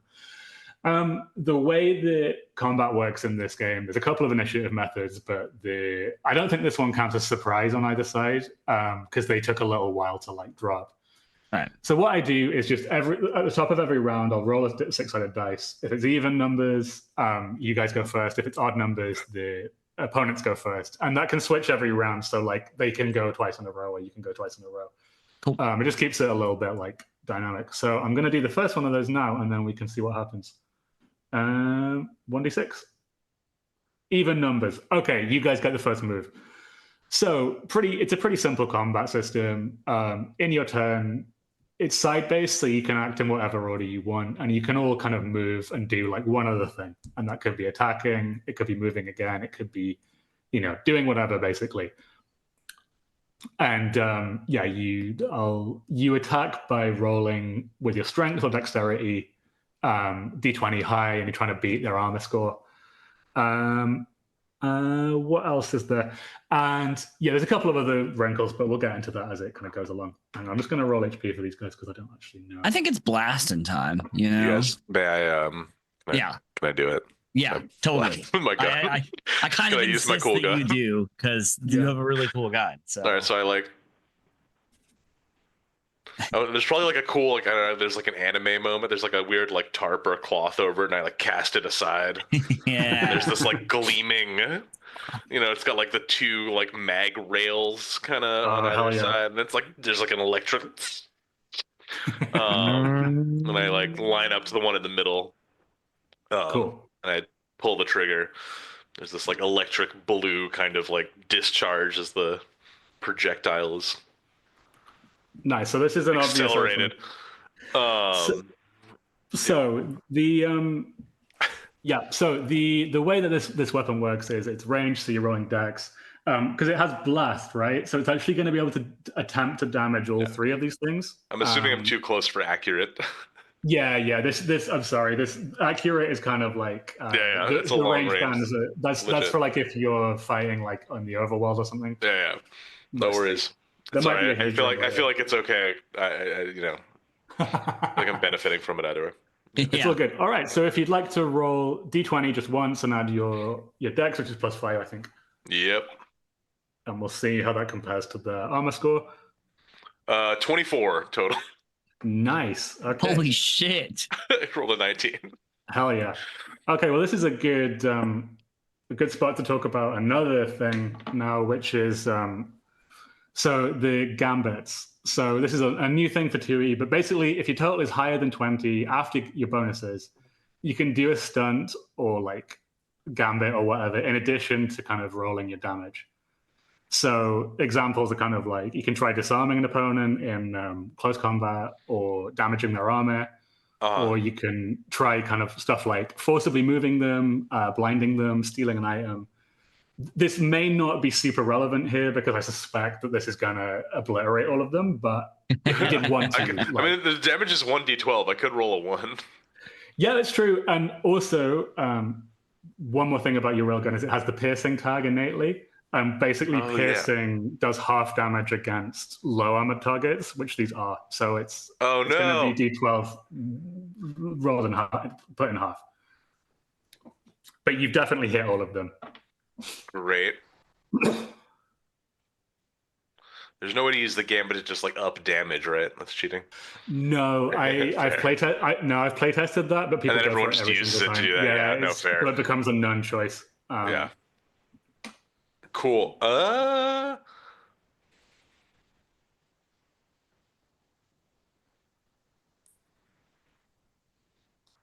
Could I use the gambit to like stagger them or like knock them over so they would like absolutely take time to sort of like get up next turn? Yes, that's forced movement, and that would definitely be appropriate for the weapon as described. So like, yeah, 100%. Awesome. Great. So we'll roll damage, and then if they survive, I'll resolve the forced movement as well. Okay, D12. Let's go. Cool. 3. So either 1 or 2 damage, depending on how we round. Yeah, it rounds up, so that's 2 damage. Okay, so they all... Okay, so basically, yeah, like your... I'm just going to have them make saves against... They get... By default, they get to save against gambits as well, but they probably won't, like, exceed your... Okay, one of them did. Okay, so basically what happens is, yeah, you kind of... Your railgun just powers up and, like, blasts them. There's a big kind of boom of, like, electric discharge and, like, whatever the railgun fires, like... and they all take... 2 damage. One of them, so the creature in the middle, the one that you hit dead on, is looking extremely like screwed up. It's like it's barely like moving and twitching. The one on the left kind of gets thrown into the wall and like stunned, so it's not gonna get a move this turn. It's just kind of like completely disorientated and like whatever senses they have are completely scrambled. However, the one on the right, which looks a little more robust than the other two, it just kind of shakes off the effect. And although, you know, it's taken a little bit of a beating, it's clearly still fighting. So yeah, Many Moons and Sarat, or is it Sai? Is Sai the Fa? No, I'm Sarat. Was you had it right? It's Many Moons and Sarat. Sai is Chris. Cool. So Many Moons and Sarat, you guys still have a movement and an action to do, and then we'll resolve the creatures. Sarat like immediately follows up the railgun fire with a crossbow bolt at the how bad did you say the original one's messed up? The middle one? There's the one in the middle that looks like it probably couldn't withstand another attack, no matter what the damage. So I'm gonna go ahead and shoot that guy. Weak. Cool, that's a good idea. Yeah, so that's D20 plus Dex. Let's see. Plus Dex. Oh, damn. Yeah, I rolled a 19. Absolutely. Excellent. Okay, that's a hit. So you want to roll your damage? Yeah. Actually, I rolled a 20 because I didn't add enough modifiers. I only had +2, I had +3. So I got 20, actually. So. Okay, cool. That still is one short of triggering the gambit, but you've definitely killed this thing. So if you want to describe how the crossbow bolt kills it, that's I'm glad you said that I definitely killed it and didn't look at the damage I just rolled. So I think it's just like middle of the forehead, like where that little it has one of those weird indention, like these things still have an indent, but they're clearly dead unlike the other ones. But yeah. So I fire into the indent. Cool. Yeah, the crossbow bolt just goes in and like the thing is just like immediately stops moving and just like completely goes limp, and you see all the kind of silver strings that are coming out of its flesh like also stop moving. Mm-hmm. Cool. I also didn't describe. I pulled out like it's this odd like mushroom-esque fungal. Oh yeah, of course. It's like a living crossbow, right? There's so many weird little images to keep track of in this game. Yeah, and then many moons you still have yet to act, and then the creatures will updated my little guy too, so now he can walk in the desert, and he's got a razor disc arm and the syringe finger. Yeah. He's adorable. Guy. Yeah, he's a little cutie. He's a little cutie. Now watch him murder. Right? Yeah, I was gonna say he like scurries across the sand when like with the razor disc. Are we fighting this out? Is this the thing we want to do? I mean, we already taken out one of them, so. Yeah. Is one of them, is there a second one that is like the next most injured one? How far away are they from us?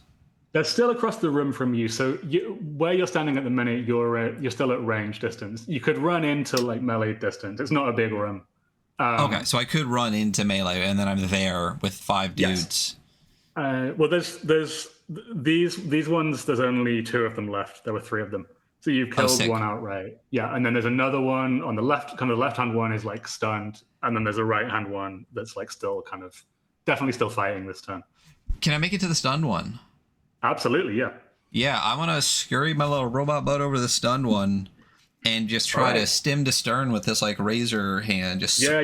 Give me a strength roll. So that's gonna be I got +5 on that. Yeah. And my prediction is going to be like a 2 since you 2 rolled a 19, but I'm just throwing that out there. That would be funny, but let's find out. 12 + 5, that's a 17. Nice, that definitely hits. Do you want to roll your damage then? Yeah, razor disc damage is a D6, and it glows. Doesn't do anything but glow, but it glows. It still hurts. Yeah. That'll be 3 on the damage. Okay, yeah, dies enough to kill this thing. So let me describe how that works. Yeah, I like, because my guy's got this TV face, and I definitely, do you guys remember, God, what was that TV show? I think it was just Face. Do you guys remember, like, they just put, like, the TV, and it was, like, a face on the TV? No? No. Anyway. So he's got a TV face that's, like, smiling and stuff, and he just, like, scurries over, and then just, like, slashes with the razor, and, like, gets, like, blood splatters back. Does he guys have blood? They do not have blood. I will say that a big plume of like dust comes up as you like, imagine if you stamped on like a big bag of dust. It's like that. Dope. So it just like puffs across me. And I slice and then I turn around and just give like a thumbs up with the smile on my TV face. And that's what I do. Cool. All right. So that's all of your guys' turns. So now the remaining like creature gets a turn. And this is where it's gonna whiff horribly, I'm sure. But what it's gonna do is, Sai, the aardvark. In retaliation to your shot, this thing kind of like flexes, and these kind of like silver tendrils, way more than you saw before, like shoot out kind of like of its mouth and towards you. So I'm gonna roll them. I'm going to roll an attack and see if this hits, because it may not. +1. 15. Would 16 be greater than your armor? Yes. Yes. Okay, so the silver tendrils kind of burrow into like Sai's flesh, and you feel this kind of like electric, like cold, kind of like sensation. Is that what an aardvark sounds like? Okay, can you make an ego save for me, please? Ego save. Yes, okay. That would be D20 plus your ego.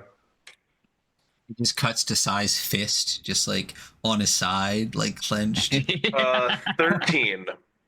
Okay, so you feel like this, this thing is like sending information down these like wires, kind of like malignant, like cold and human kind of intelligence.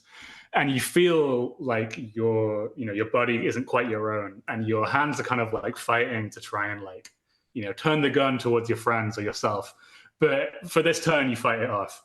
But you're in a little bit of predicament here, because like at the moment you and this thing are like linked, and it's going to basically keep trying to like control you while these like wires are kind of in you.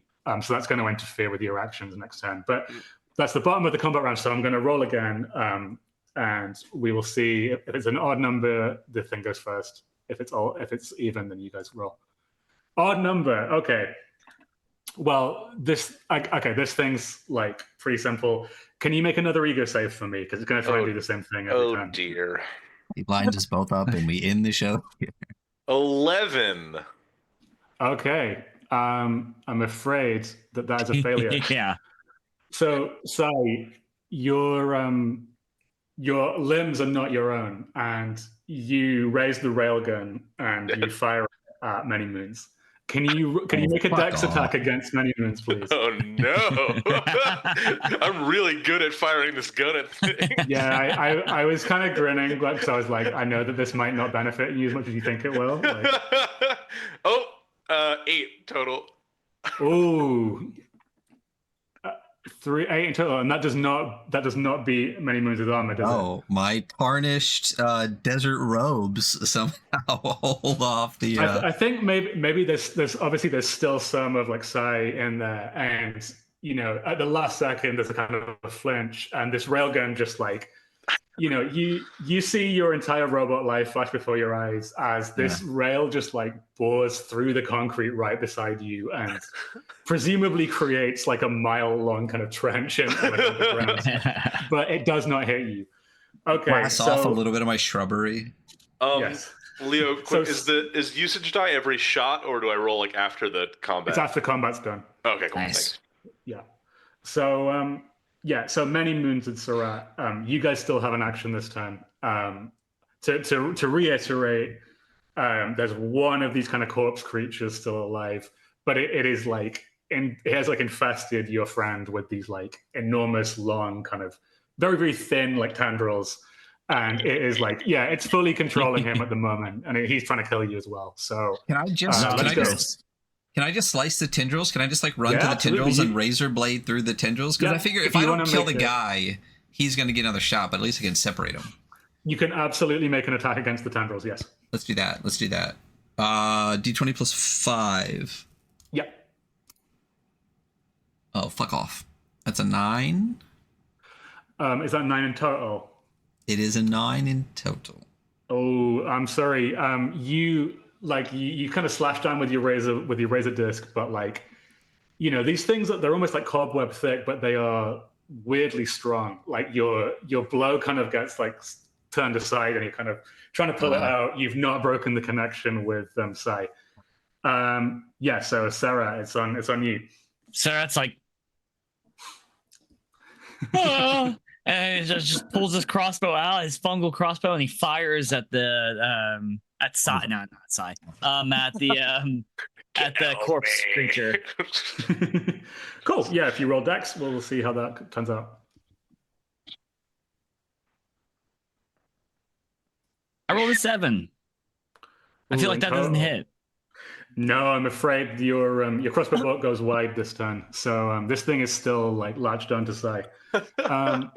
Cool. So another round. I'm going to roll the d6 and we'll see who goes first. This is getting kind of tense, actually. Good. Even number again. Oh, mate. Okay. Well, okay. So you know how this goes. Sai, you get another ego save to try and like fight this thing off. Come on, 20. Come on. 16. Okay. That is a success. You kind of feel a rush of like warmth through you, and you with your Aardvark hands, you kind of regain your control, and you drop your railgun and pull the kind of bloodily pull these like tendrils out of you. So I'll say you take 1 damage from pulling them out. That kind of was like an involuntary action, but the mind control at the moment has ended, so that's the end. You won't get the natural instinct of anyone would be to, the moment you regain consciousness, to pull that thing out of you. Yeah. So it does a tiny amount of damage, but like, so yeah, Sai is not being mind controlled. He will not get an attack. Drop to the ground, and there's like a splatter of like droplets of blood from all the. Yeah. This ain't Arthur. This is. Cool. So again, Many Moons and Surat. You guys still have attacks to go. I'm a firing my laser. I'm gonna shoot my crossbow again. All right, let's do it.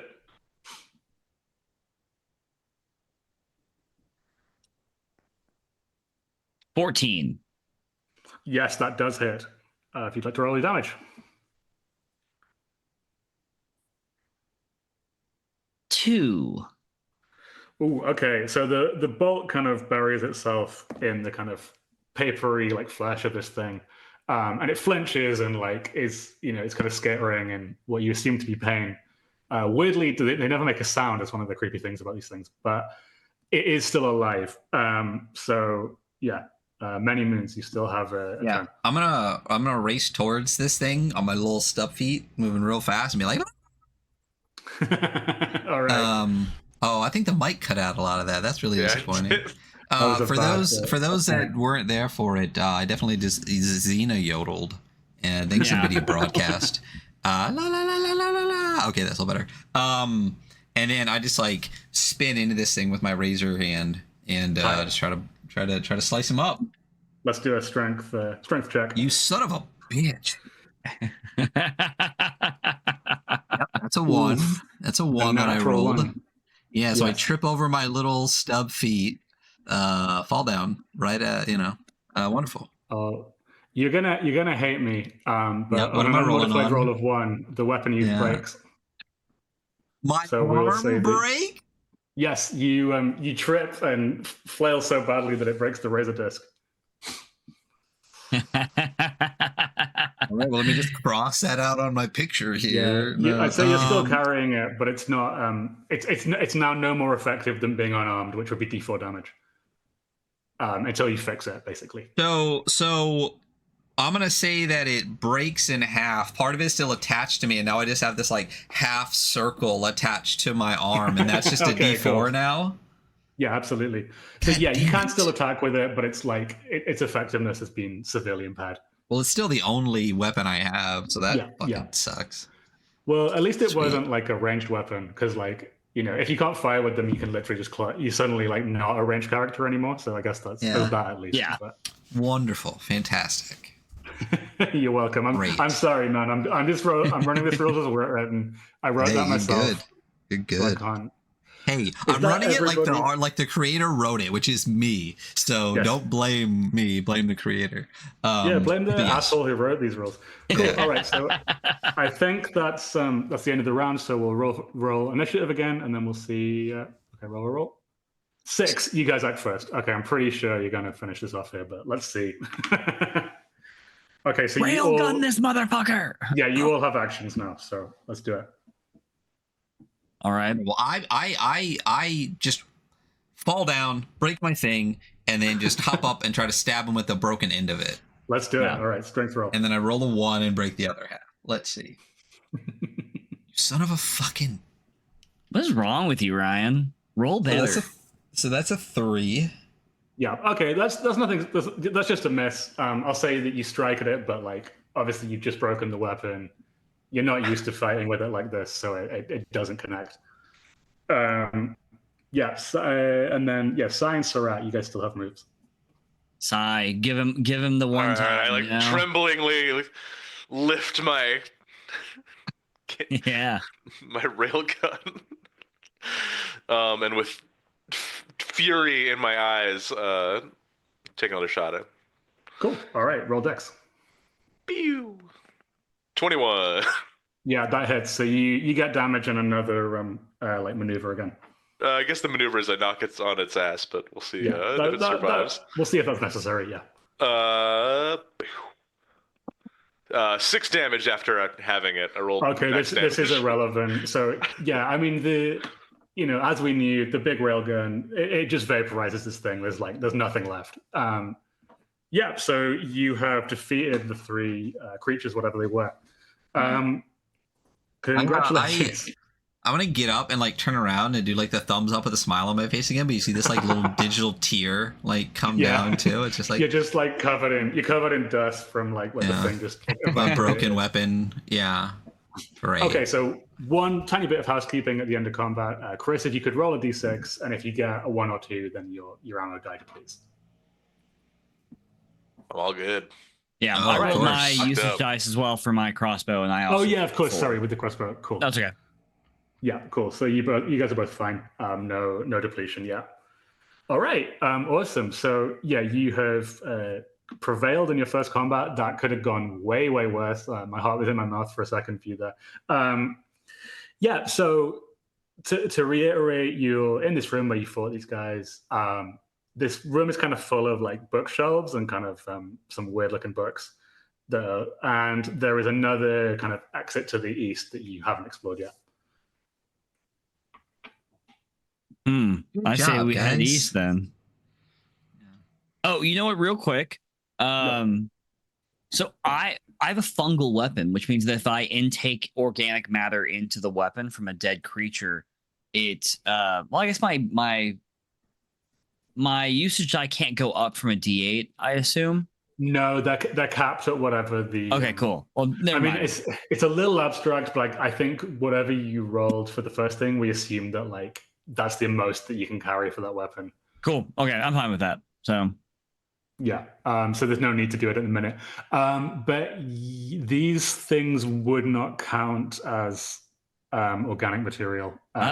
Just to not to spoil anything, but.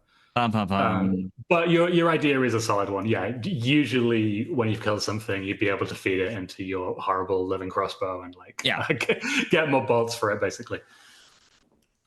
Terrifying. Cool. Actual nightmare fuel. Yeah, y'all good to continue east? Sai, you all good, buddy? That was a very traumatic experience you just had. I flash a thumbs up behind my eerily realistic silicone old lady mask. Right. Well, also cool. terrifying. So you guys are heading east. The shaky thumbs up. Like blood splattered on you. Okay, I'll say, you guys head east. Nothing happens on the way down there. You're just walking through another of these kind of connecting corridors, but you can hear some kind of like strange, like staticky music, like growing louder and louder. And you enter, another of them. These rooms are all fairly similar in size. They're all kind of like, they're pretty clearly like constructed to some kind of basic like plan. Kind of gray concrete walls, and this one you come into it from the west. You can see a kind of like a speaker like up on the wall, kind of playing this strange like distorted kind of Lilton music, and below it, still illuminated by like a single kind of glow globe from the wall.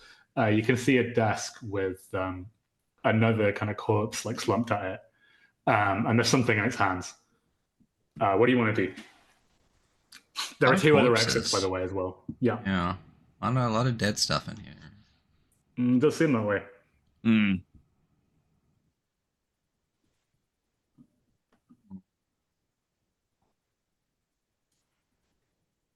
Should we maybe leave this one alone? Maybe. Was there another exit out of this one? Sorry, I missed if there was another exit out of this one. Oh yeah, I did. I'm bad at describing these exits. Yeah, you guys are coming from the west. To the east and to the south, there are two corridors that you haven't explored yet. Okay. How do y'all feel? What's the feeling on this? There's a desk, and there's a corpse at the desk with something in its hands. Yes. You gonna mess with it? Yeah, I'm gonna mess with it. I gotta mess with it. I'm gonna mess with it. Cool. Okay. I'm gonna walk up to the desk and see what's in this person's hands. Cool. Yeah. Okay. You as you approach, this is a very, very old dead body, kind of completely desiccated and like, probably would have rotted, but the air is like so dry down here that it's just like a mummy. There aren't any little silvery tendrils like hanging out. This one you can see is a regular old corpse, as far as you can tell. There's no single silver tendrils. There's no sign of it being animated like the others were. And it's kind of crouched over the desk, and in its hands are these kind of like, it's like a white package, maybe the size of like a kind of like a box of flour that you get from the grocery store. And there's some writing on the package in a language that you cannot read. Can I pry the package from its hands? Absolutely, yeah. So yeah, you pick it up, and this package feels, it's like it's wrapped in this kind of like substance that it feels like paper to your touch, but you get the feeling that it's far stronger than paper. It's like some kind of material that's no longer manufacturable. Turbo paper. Yeah, paper two, the paper square. The the writing on it, we haven't really done like languages, but I will assume that you can't read it. But it's clearly like this thing looks like it was once kind of mass produced or whatever. It's got like printed. It's got printed writing and instructions on it, and a kind of like silver like tab at one end that would probably open the wrapping. Pull the silver tab. Cool. You open it. Inside is it's like this kind of like, you're pretty sure that it's food. You can kind of smell this like smell that's weirdly like, it's almost like you're smelling every food that you've ever eaten at once. And there's this kind of spongy like white stuff inside, very, very almost dough-like, kind of very, very thickly compressed and like slightly warm, weirdly. It's limbus bread, dude. I roll it up and I just like pass it back. I don't ever carry anything, but oh yeah, you have no space in your inventory. I like pick it up. I like reach backwards. I'm like, it's food. I take it and I taste a little bit of it. Cool.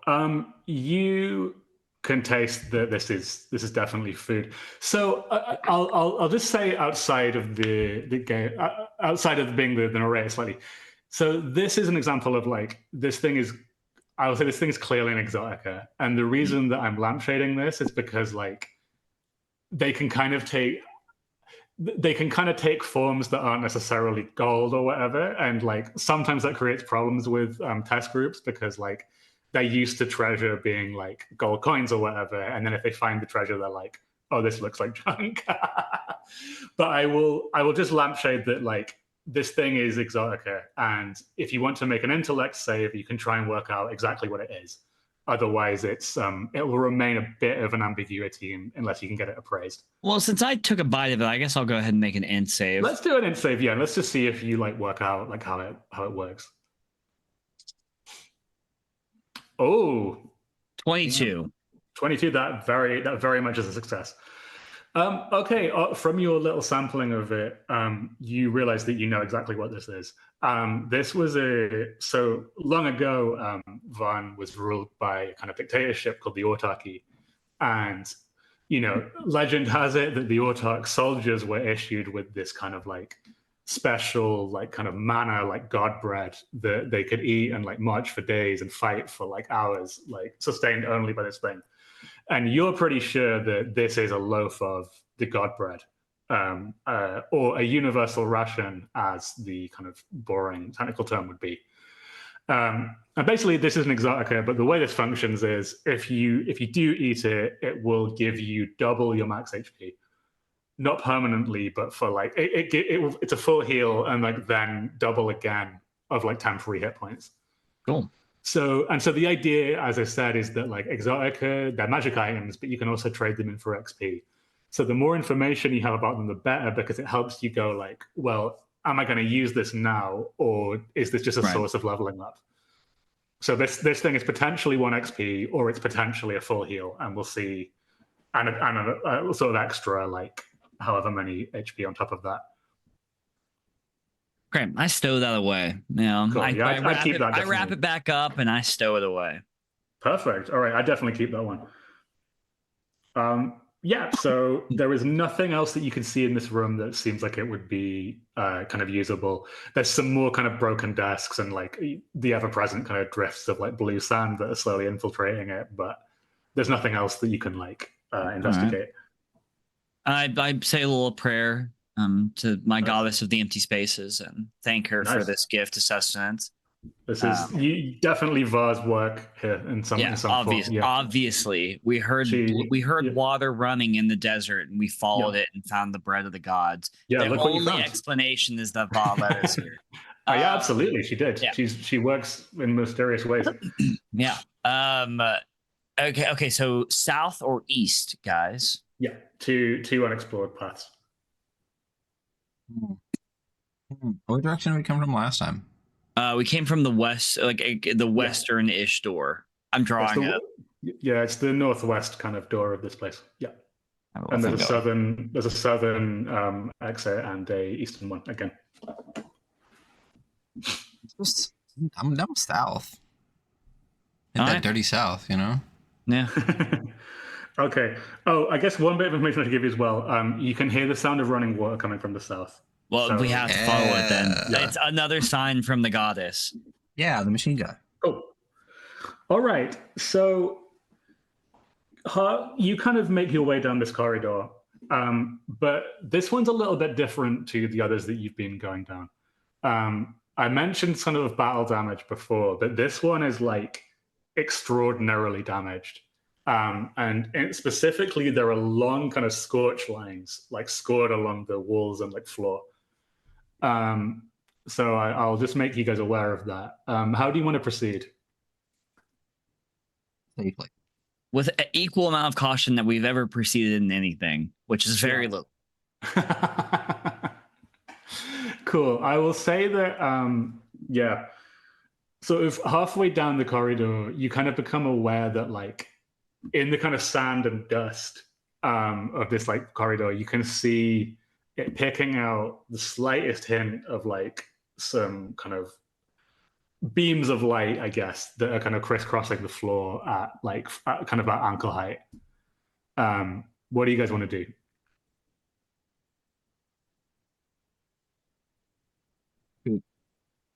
I think you're muted, Chris. I think we should throw something into one of those beams of light. Yeah. Okay.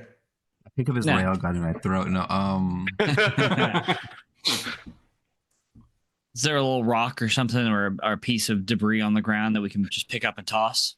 I'll say that there's pretty much always debris around in these vaults. Yeah. So like, yeah, if you want to try and throw a pebble into them, yeah, okay. So you throw a pebble into the kind of, But real where you can see awkwardly. these. I want you to know that he's like, you know, doesn't feel smooth. Okay, can everybody make a dexterity save, please?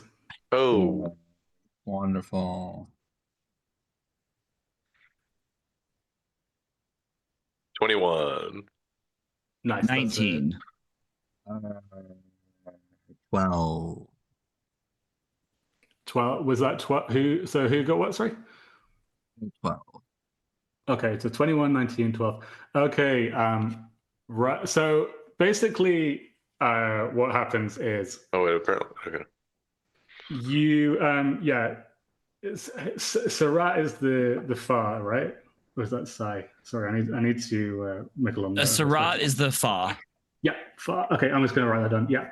Okay, Sarat, you kind of toss like a little bit of blue kind of rock into this this kind of lattice of like light, and it breaks one of the beams, and immediately there is just like this unbelievable flare of like silent kind of heat and light, and the walls in this kind of corridor like flip around to reveal these two kind of like laser beam projectors, and they just like disco lights just scour like the entire like corridor. Your two companions, I think because they're further back, have a little more time to react, and they manage to like dodge out of the way of the kind of beams. But Sarat, you are not so lucky. Wait, I rolled a 19. Oh, sorry. Who rolled the who got lower than a 16? Unsurprisingly, The synth. humans. The synth. Oh, that's my mistake. Oof. Oof. Yo. Okay. So many moons. You take 12 damage from these laser beams. 12 beam damage. 6 times over. Yeah. Okay. So actually, I'm glad that this happened because in Vaults of Vaarn, you do not die. Yes, you do not die at 0 HP. So actually, this couldn't have come out better in a weird way. So, what would that take you to on the minus track? Like you said, I take 12 damage, and my armor doesn't do anything, right? No, there was no armor save against this, I'm afraid. Yeah, sick dope. So that would take me to minus 10. Minus 10. Oh, so then I go to the synthetic wounds. Yep. And you look minus at minus 10. Incompatible motion interface. A limb is no longer compatible with your core software. So that's a 2-slot wound. So basically 2 of your inventory slots get taken up by this kind of affliction. And you lose D8 strength and D8 dex until it's like healed, or until the limb's replaced. Oh, I'm sorry, this one's pretty bad. Well, I already broke my weapon hand in half, and now I lose You're a getting limb. screwed. Yeah, I'm sorry. Yeah. Yeah, so obviously I'm going to take off the other limb. Yeah. No, it wouldn't make sense because I got a syringe on that one. So the fucking whole arm is just gone now. And all I have left in the other hand is like the broken off piece of like my old blade limb now as my like D4 weapon or whatever. Sorry, you've gotten screwed over here. And then I have to roll the D8 and the D8 for the dex? Yes. So I'm going to roll 2 D8s. I'm going to throw that out there right now. Let's see what happens. An 8 and a 6. The highest I've rolled all night long is to see how... Yeah. How screwed up you are. So does that take my modifier... Minus, yes. Negative? Yeah, cool. Yes. Awesome. So, that's awesome. That's so good. I have a -3 for my strength and a -4 for my dex. Yes. I am sorry. And I'm missing an arm. So I imagine as I like kind of fell back from it that this heat beam or whatever literally just like melted my arm off is how it feels. Much. So and then I get up and with my other hand I give like the smiley TV thumbs up again. 2 tears. Yeah. We're both two tears. Two tears this time digitally comes down my face. Yeah. So first of all, I apologize. This has been really hard on me. No, this is awesome. No, this is great. Second of all, I think it's a good opportunity to just say like, so this is kind of again one of the things in Vaults of Vaarn that like I really went in on where I like lethality, but I also sometimes feel that like if you just die at 0 HP, you just roll up another character and then it's almost like nothing happened. And I kind of wanted to be more like getting fucked up in the dungeon can have like very severe bad consequences for your character that like can actually feel worse than dying sometimes. But to me, I hope give you more opportunity to play still and like play around them because you know, you're very severely impaired at the moment, but you're not dead. So what I would suggest would be you trying to find somewhere like to kind of repair yourself and use your sort of synth parts, and you'll be able to like get back to more of a kind of, you know, fighting stance again. So is my HP currently -10 right now? Okay, so this is a little bit of an idiosyncrasy, but the HP counts as 0 if you heal yourself. Because climbing back up the minus track is kind of annoying. So like if you do a repair, you'll roll the dice and heal as if you were at 0. So someone asked, does the full ration heal wounds? So I'm a synth, so I don't eat. So the ration I don't believe is going to help me. But would a normal person? Use the ration, no. But if I was biological, like if the same thing happened to Surat, would that heal? Would that heal the wound too, or? So rules as written. When you rest, you regain HP. If you got HP damage, you have to be at full HP before you can take actions that heal a wound. But you know, if you ate the ration at full HP, I don't see any reason why it couldn't heal at least minor wounds. That would be kind of a little bit like GM fiat rather than exactly rules as written right now. But the way the healing works is like is for water and food are kind of the things that are going to be healing you. So superfood is going to be super good at that. But for me, I have to take I have to take an hour. Yeah, that's going to be.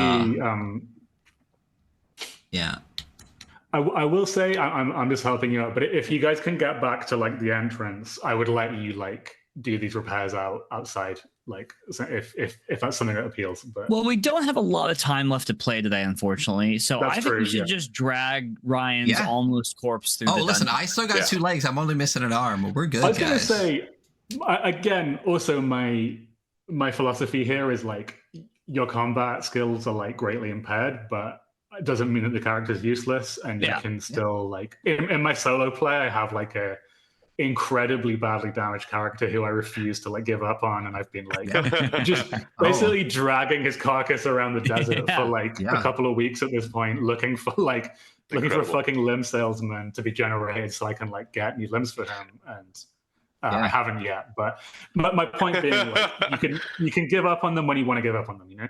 Yeah, but, I'm many moons good. Into the woods. Yeah, I got 2 legs. Right. We're still cooking. Yeah, let's do it. Yeah, you can still move. Okay. So I guess the question is, what do you want to do here? Because it looks like this laser trap is like repowering up, but if you want to keep going down the corridor, you're pretty sure you'll be able to make it to the next location without like it triggering. I say we do it. Yeah, let's just run. All right. Yeah, you guys book it, and as you run, you kind of like you run down without incident. You hear the thing kind of like finish. It's like, and you're pretty sure that the trap is activated again, but it does not go off while you move.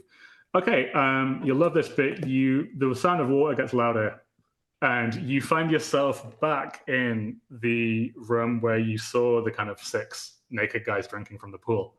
Although this time you've come in from the east rather than the sort of like southeast rather than the north. So here you are again. We're back where we started. Yes. Limb down. Slower and weaker. Yes. We're good at this. Bread. So, yeah, we're good at this, guys. Yeah, that got bread's great. I bet it tastes wonderful. Yeah. I'll describe it to you. I describe it to him. So. Yeah, let me live vicariously through you. Yeah. You know all these other sensations that you've never felt? It's like that. Yeah. Let me explain flavor to you. Awesome. Great. So, I mean, time-wise, I think at this point we're basically back towards the entrance, right? Yes. I think maybe I would, if you guys don't mind, to go repair myself. And then maybe we can try this again. Yeah. Yes. Yeah. So I think they're repairing. I'm going to say, like, you guys make it to the entrance, you get out. We'll skip over this real fast. Basically, what I'd like you to do is, if you spend all, like, 2 of your synth parts and, like, cross them off, we will say that, like, your HP is, you get D8 HP plus Constitution back, and you will be able to kind of, like, heal the effects of this wound, basically. So you're no longer, your limb is no longer incompatible, and you can like reverse those kind of like stat decreases. So question with the healing, because I'm rolling to heal, but you said that we don't go back up the negatives, right? Do I just go back to 0? Then what's the D8 roll? That's to roll from 0.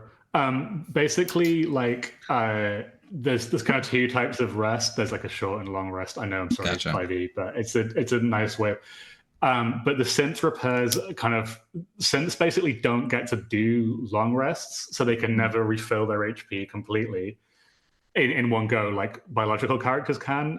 This is to kind of make up for them being immune to quite a few damage sources. But basically they spend like these parts for D8 plus con like HP each time, and then to repair like wounds as well.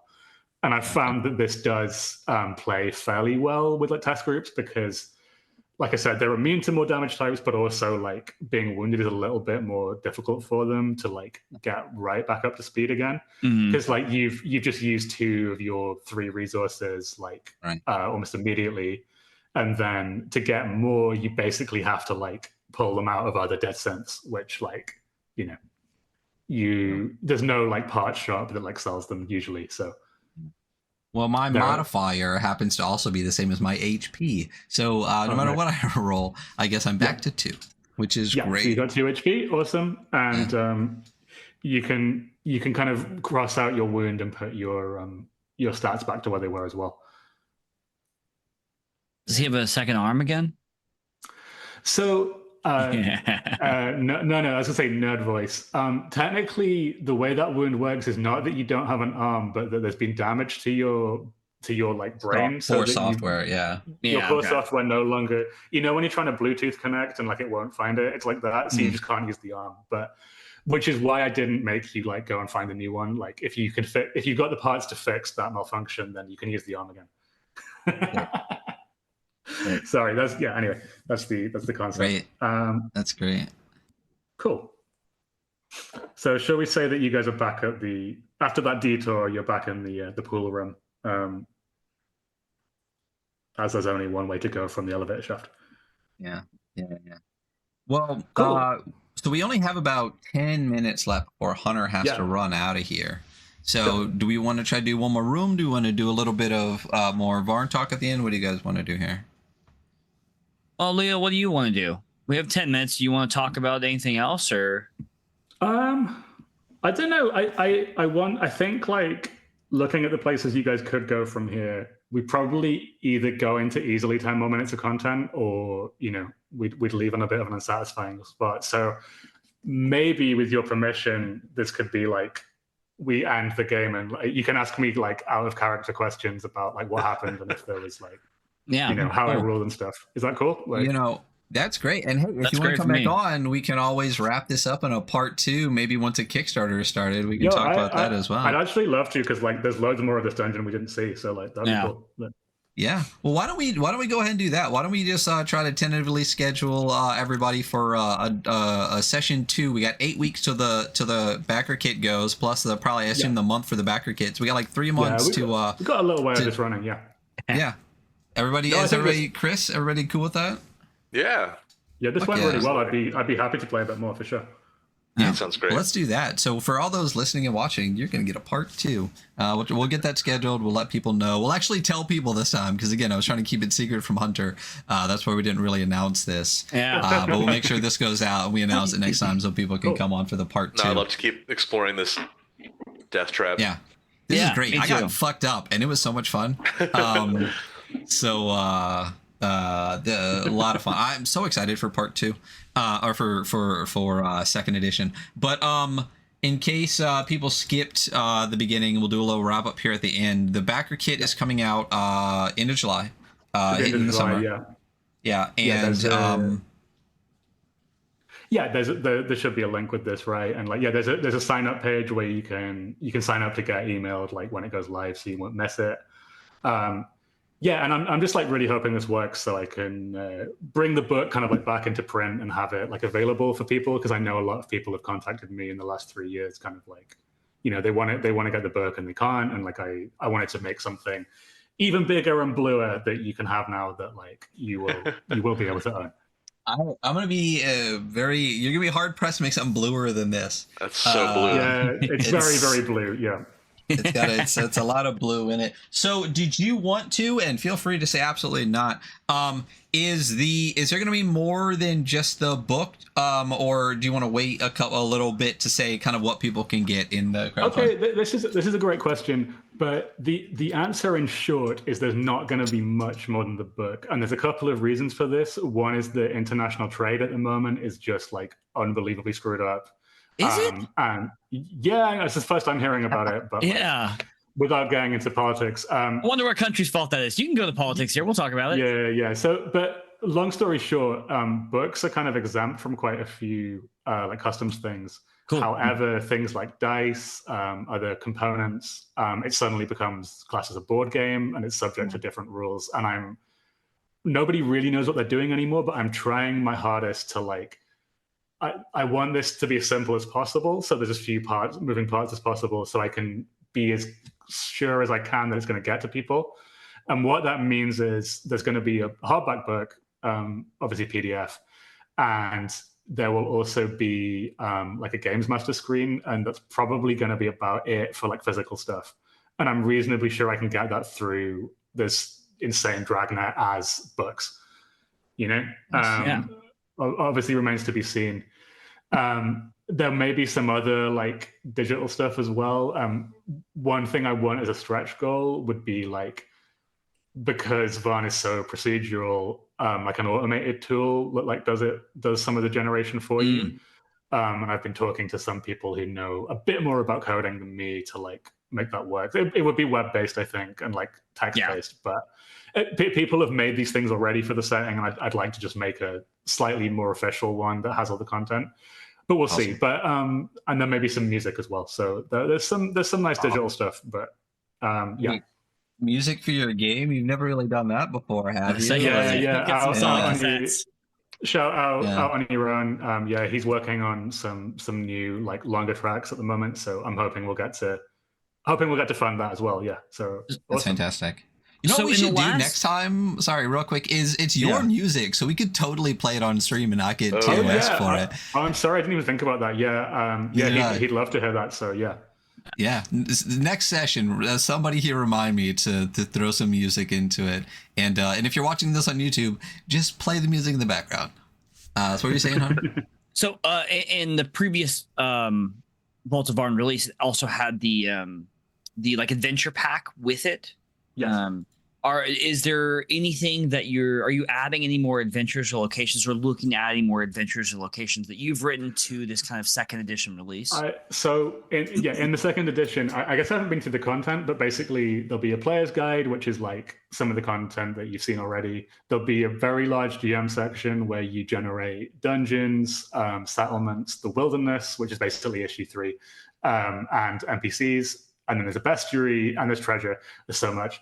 And then part 3 is the Nomon, like city setting, and all of the adventures that I've released so far, like officially. So that's like the Sandworm Guts, the Tomb one, and the one with the cannibal clones that I can't remember the name of right now. So all of that is going to be in one book, which is an insane amount of content. But in answer to your question, there's a space issue, but I'd really love to have at least one like new adventure. But I think that'll probably be like a little add-on pamphlet if we can find that. But the nice thing about the pamphlets is they're quite cheap for me to make, so it shouldn't be like difficult. It's just a question of like, making the thing. But I really like to. I have like an idea for an adventure that revolves around like the Cacklemore, like the hyena people. Cool. Where like it's their they have this like big like festival where it's kind of like the gathering of the juggalos, and I've wanted to do like a thing where you it's like a dungeon, but it's like outdoors. It's like a festival, and like you can infiltrate it in like Cacklemore disguises, and there's like monster truck racing and like stuff like that, and oil wrestling and all kinds of whoop whoop, really really trashy like concerts and stuff that you can go to, like kind of like a social dungeon, I guess. Get some blue. And you're trying to rescue someone, but yeah, that's my pitch for what I'd like to put as like an extra. But that's pretty cool. Awesome. And real quick, what size is the book going to be? Is it going to be like like small book size but thicker, or are you moving to something different? Because of good question. So we're going for what's called B5, and basically B5 is between like A5 and A4. That's like Swivers basically would be. Nice. So it's like, it's not like full like 5e source book size, but it is bigger than like the zines are. And there's a couple of reasons for that, but one is like a few people have like mentioned about A, readability, and B, some of the drawings being like really small, and I kind of agree. So I wanted to have like a little more room to breathe of this one. So it's going to be a tiny bit bigger. Nice. And kind of Vaarn-esque, but not necessarily 2E. You're still working on Vaarn issue 5, right? Yes, I am. What's your plan for release on Vaarn issue 5? And could you speak a little bit to what it is? Yeah, absolutely. This is a great question because I've gone back and forth on this a bunch. So issue 5, the project is called Icor Quag. And it's basically, if you play the Souls games, you know that they've all got poison swamps, and I wanted a poison swamp for Vaarn. So it's a new environment. It's like a giant. You still can't drink the water though. It's like a giant, like polluted mangrove swamp. And there is a kind of fungus god called Belphegor, which is like buried underneath it. And Belphegor is like, corrupting the whole place basically, and like growing up into these like churches, and there's a bunch of evil mycomorphs and stuff like that. So it's nice. More on the kind of body horror side of Vaarn than some of the other stuff. But so this has gone through a few iterations. I was thinking about packaging it with the 2E, but I'm just not going to have it done in time. I have so much like stuff to do, and in the interest of like having not many moving parts, I don't want to fund something that I haven't fully written yet, and I've fully written the core book. Icor Quag is still a draft, so the idea is that will become my like writing project once 2E is like put out there. Cool. So we'll see. And if you're on Patreon, you will see it a lot earlier than the people do. There's some there already. But like, I was about to say, I have it open right now on Patreon. Yeah. There's some preview locations and stuff, but like, the Quag's been a little quiet recently because of this book, basically. Very cool. Thanks, guys. Yeah. So seriously, thank you so much for coming on. This has been so much fun, and now we're gonna get an episode 2. We're gonna have to touch base again and try to figure that out. You gotta do it. Yeah. I'm down. Yeah, sick. We'll see what works best with schedules and stuff. Like I said, we got 2 to 3 months to figure it out. We'll get in contact and do that. But for those listening, go snag all of the Vaults of Vaarn stuff that's already out there. But make sure you go click, the link wherever links are to go back to follow along on the landing page for this. And back Leo's Patreon. It's easily like one of my favorite Patreons that I've ever backed. There's a ton of content on there. Thanks, man. You're a big Vaarn head, Yeah, so. If you want the stuff for the hatch, there's a couple of things that have never been published anywhere else. All I say is that I am pretty free with the settings. So like, if you have listened to this a little bit and you're like, I want to know more about what this is actually like in on the page or whatever, the original 3 zine issues are free in PDF, and they always will be. And my website, vaultsofvaarn.com, has like hundreds of thousands of words of material like for free. So if you're kind of thinking like, would I like this guy's writing style, go and check it out and see if you do. Like, I'm not hiding my material before asking you to pay for it. Which is awesome. Which is the kind of stuff that we want to back here on the show. Which is people that are willing to, give you. There's no bait and switches with Vaults of Vaarn, which is great. I'm as open source with it as I possibly can be. Nice. And I kind of hate like charging for the books even, but I can't do an offset print run without crowdfunding. So it's the unfortunate necessity of the world we live in. But pretty much, yeah, it takes up enough of my time that if I'm not getting paid for it, it kind of becomes indefensible when you have a family. But like, hopefully it's gonna work. There you go. All right. Perfect. Well, then that's going to be us for today. Again, thank you so much for coming on. For those listening and watching, we'll announce at some point when we're going to do part 2 of this dungeon. And Chris, thanks for coming. Yeah, thank you guys for inviting me on. Thank you, Leo, for hosting. Vaarn is freaking awesome. I've had the zines for a few years. So super. It's funny. I hit up Chris and I was like, "Hey, I need a 3rd player. 9 o'clock in the morning." He's like, "Ooh, that's a little early." I was like, "It's Vaarn." He's like, "Okay, I'll do it." True. So yeah. So again, that's us. Thank you for watching. Thank you for listening. Make sure you go click the link so you can follow along for Vaarn 2e, and we'll let you know when episode 2 is coming out. So thank you so much. Bye, everybody. Bye. Thanks, guys. Bye.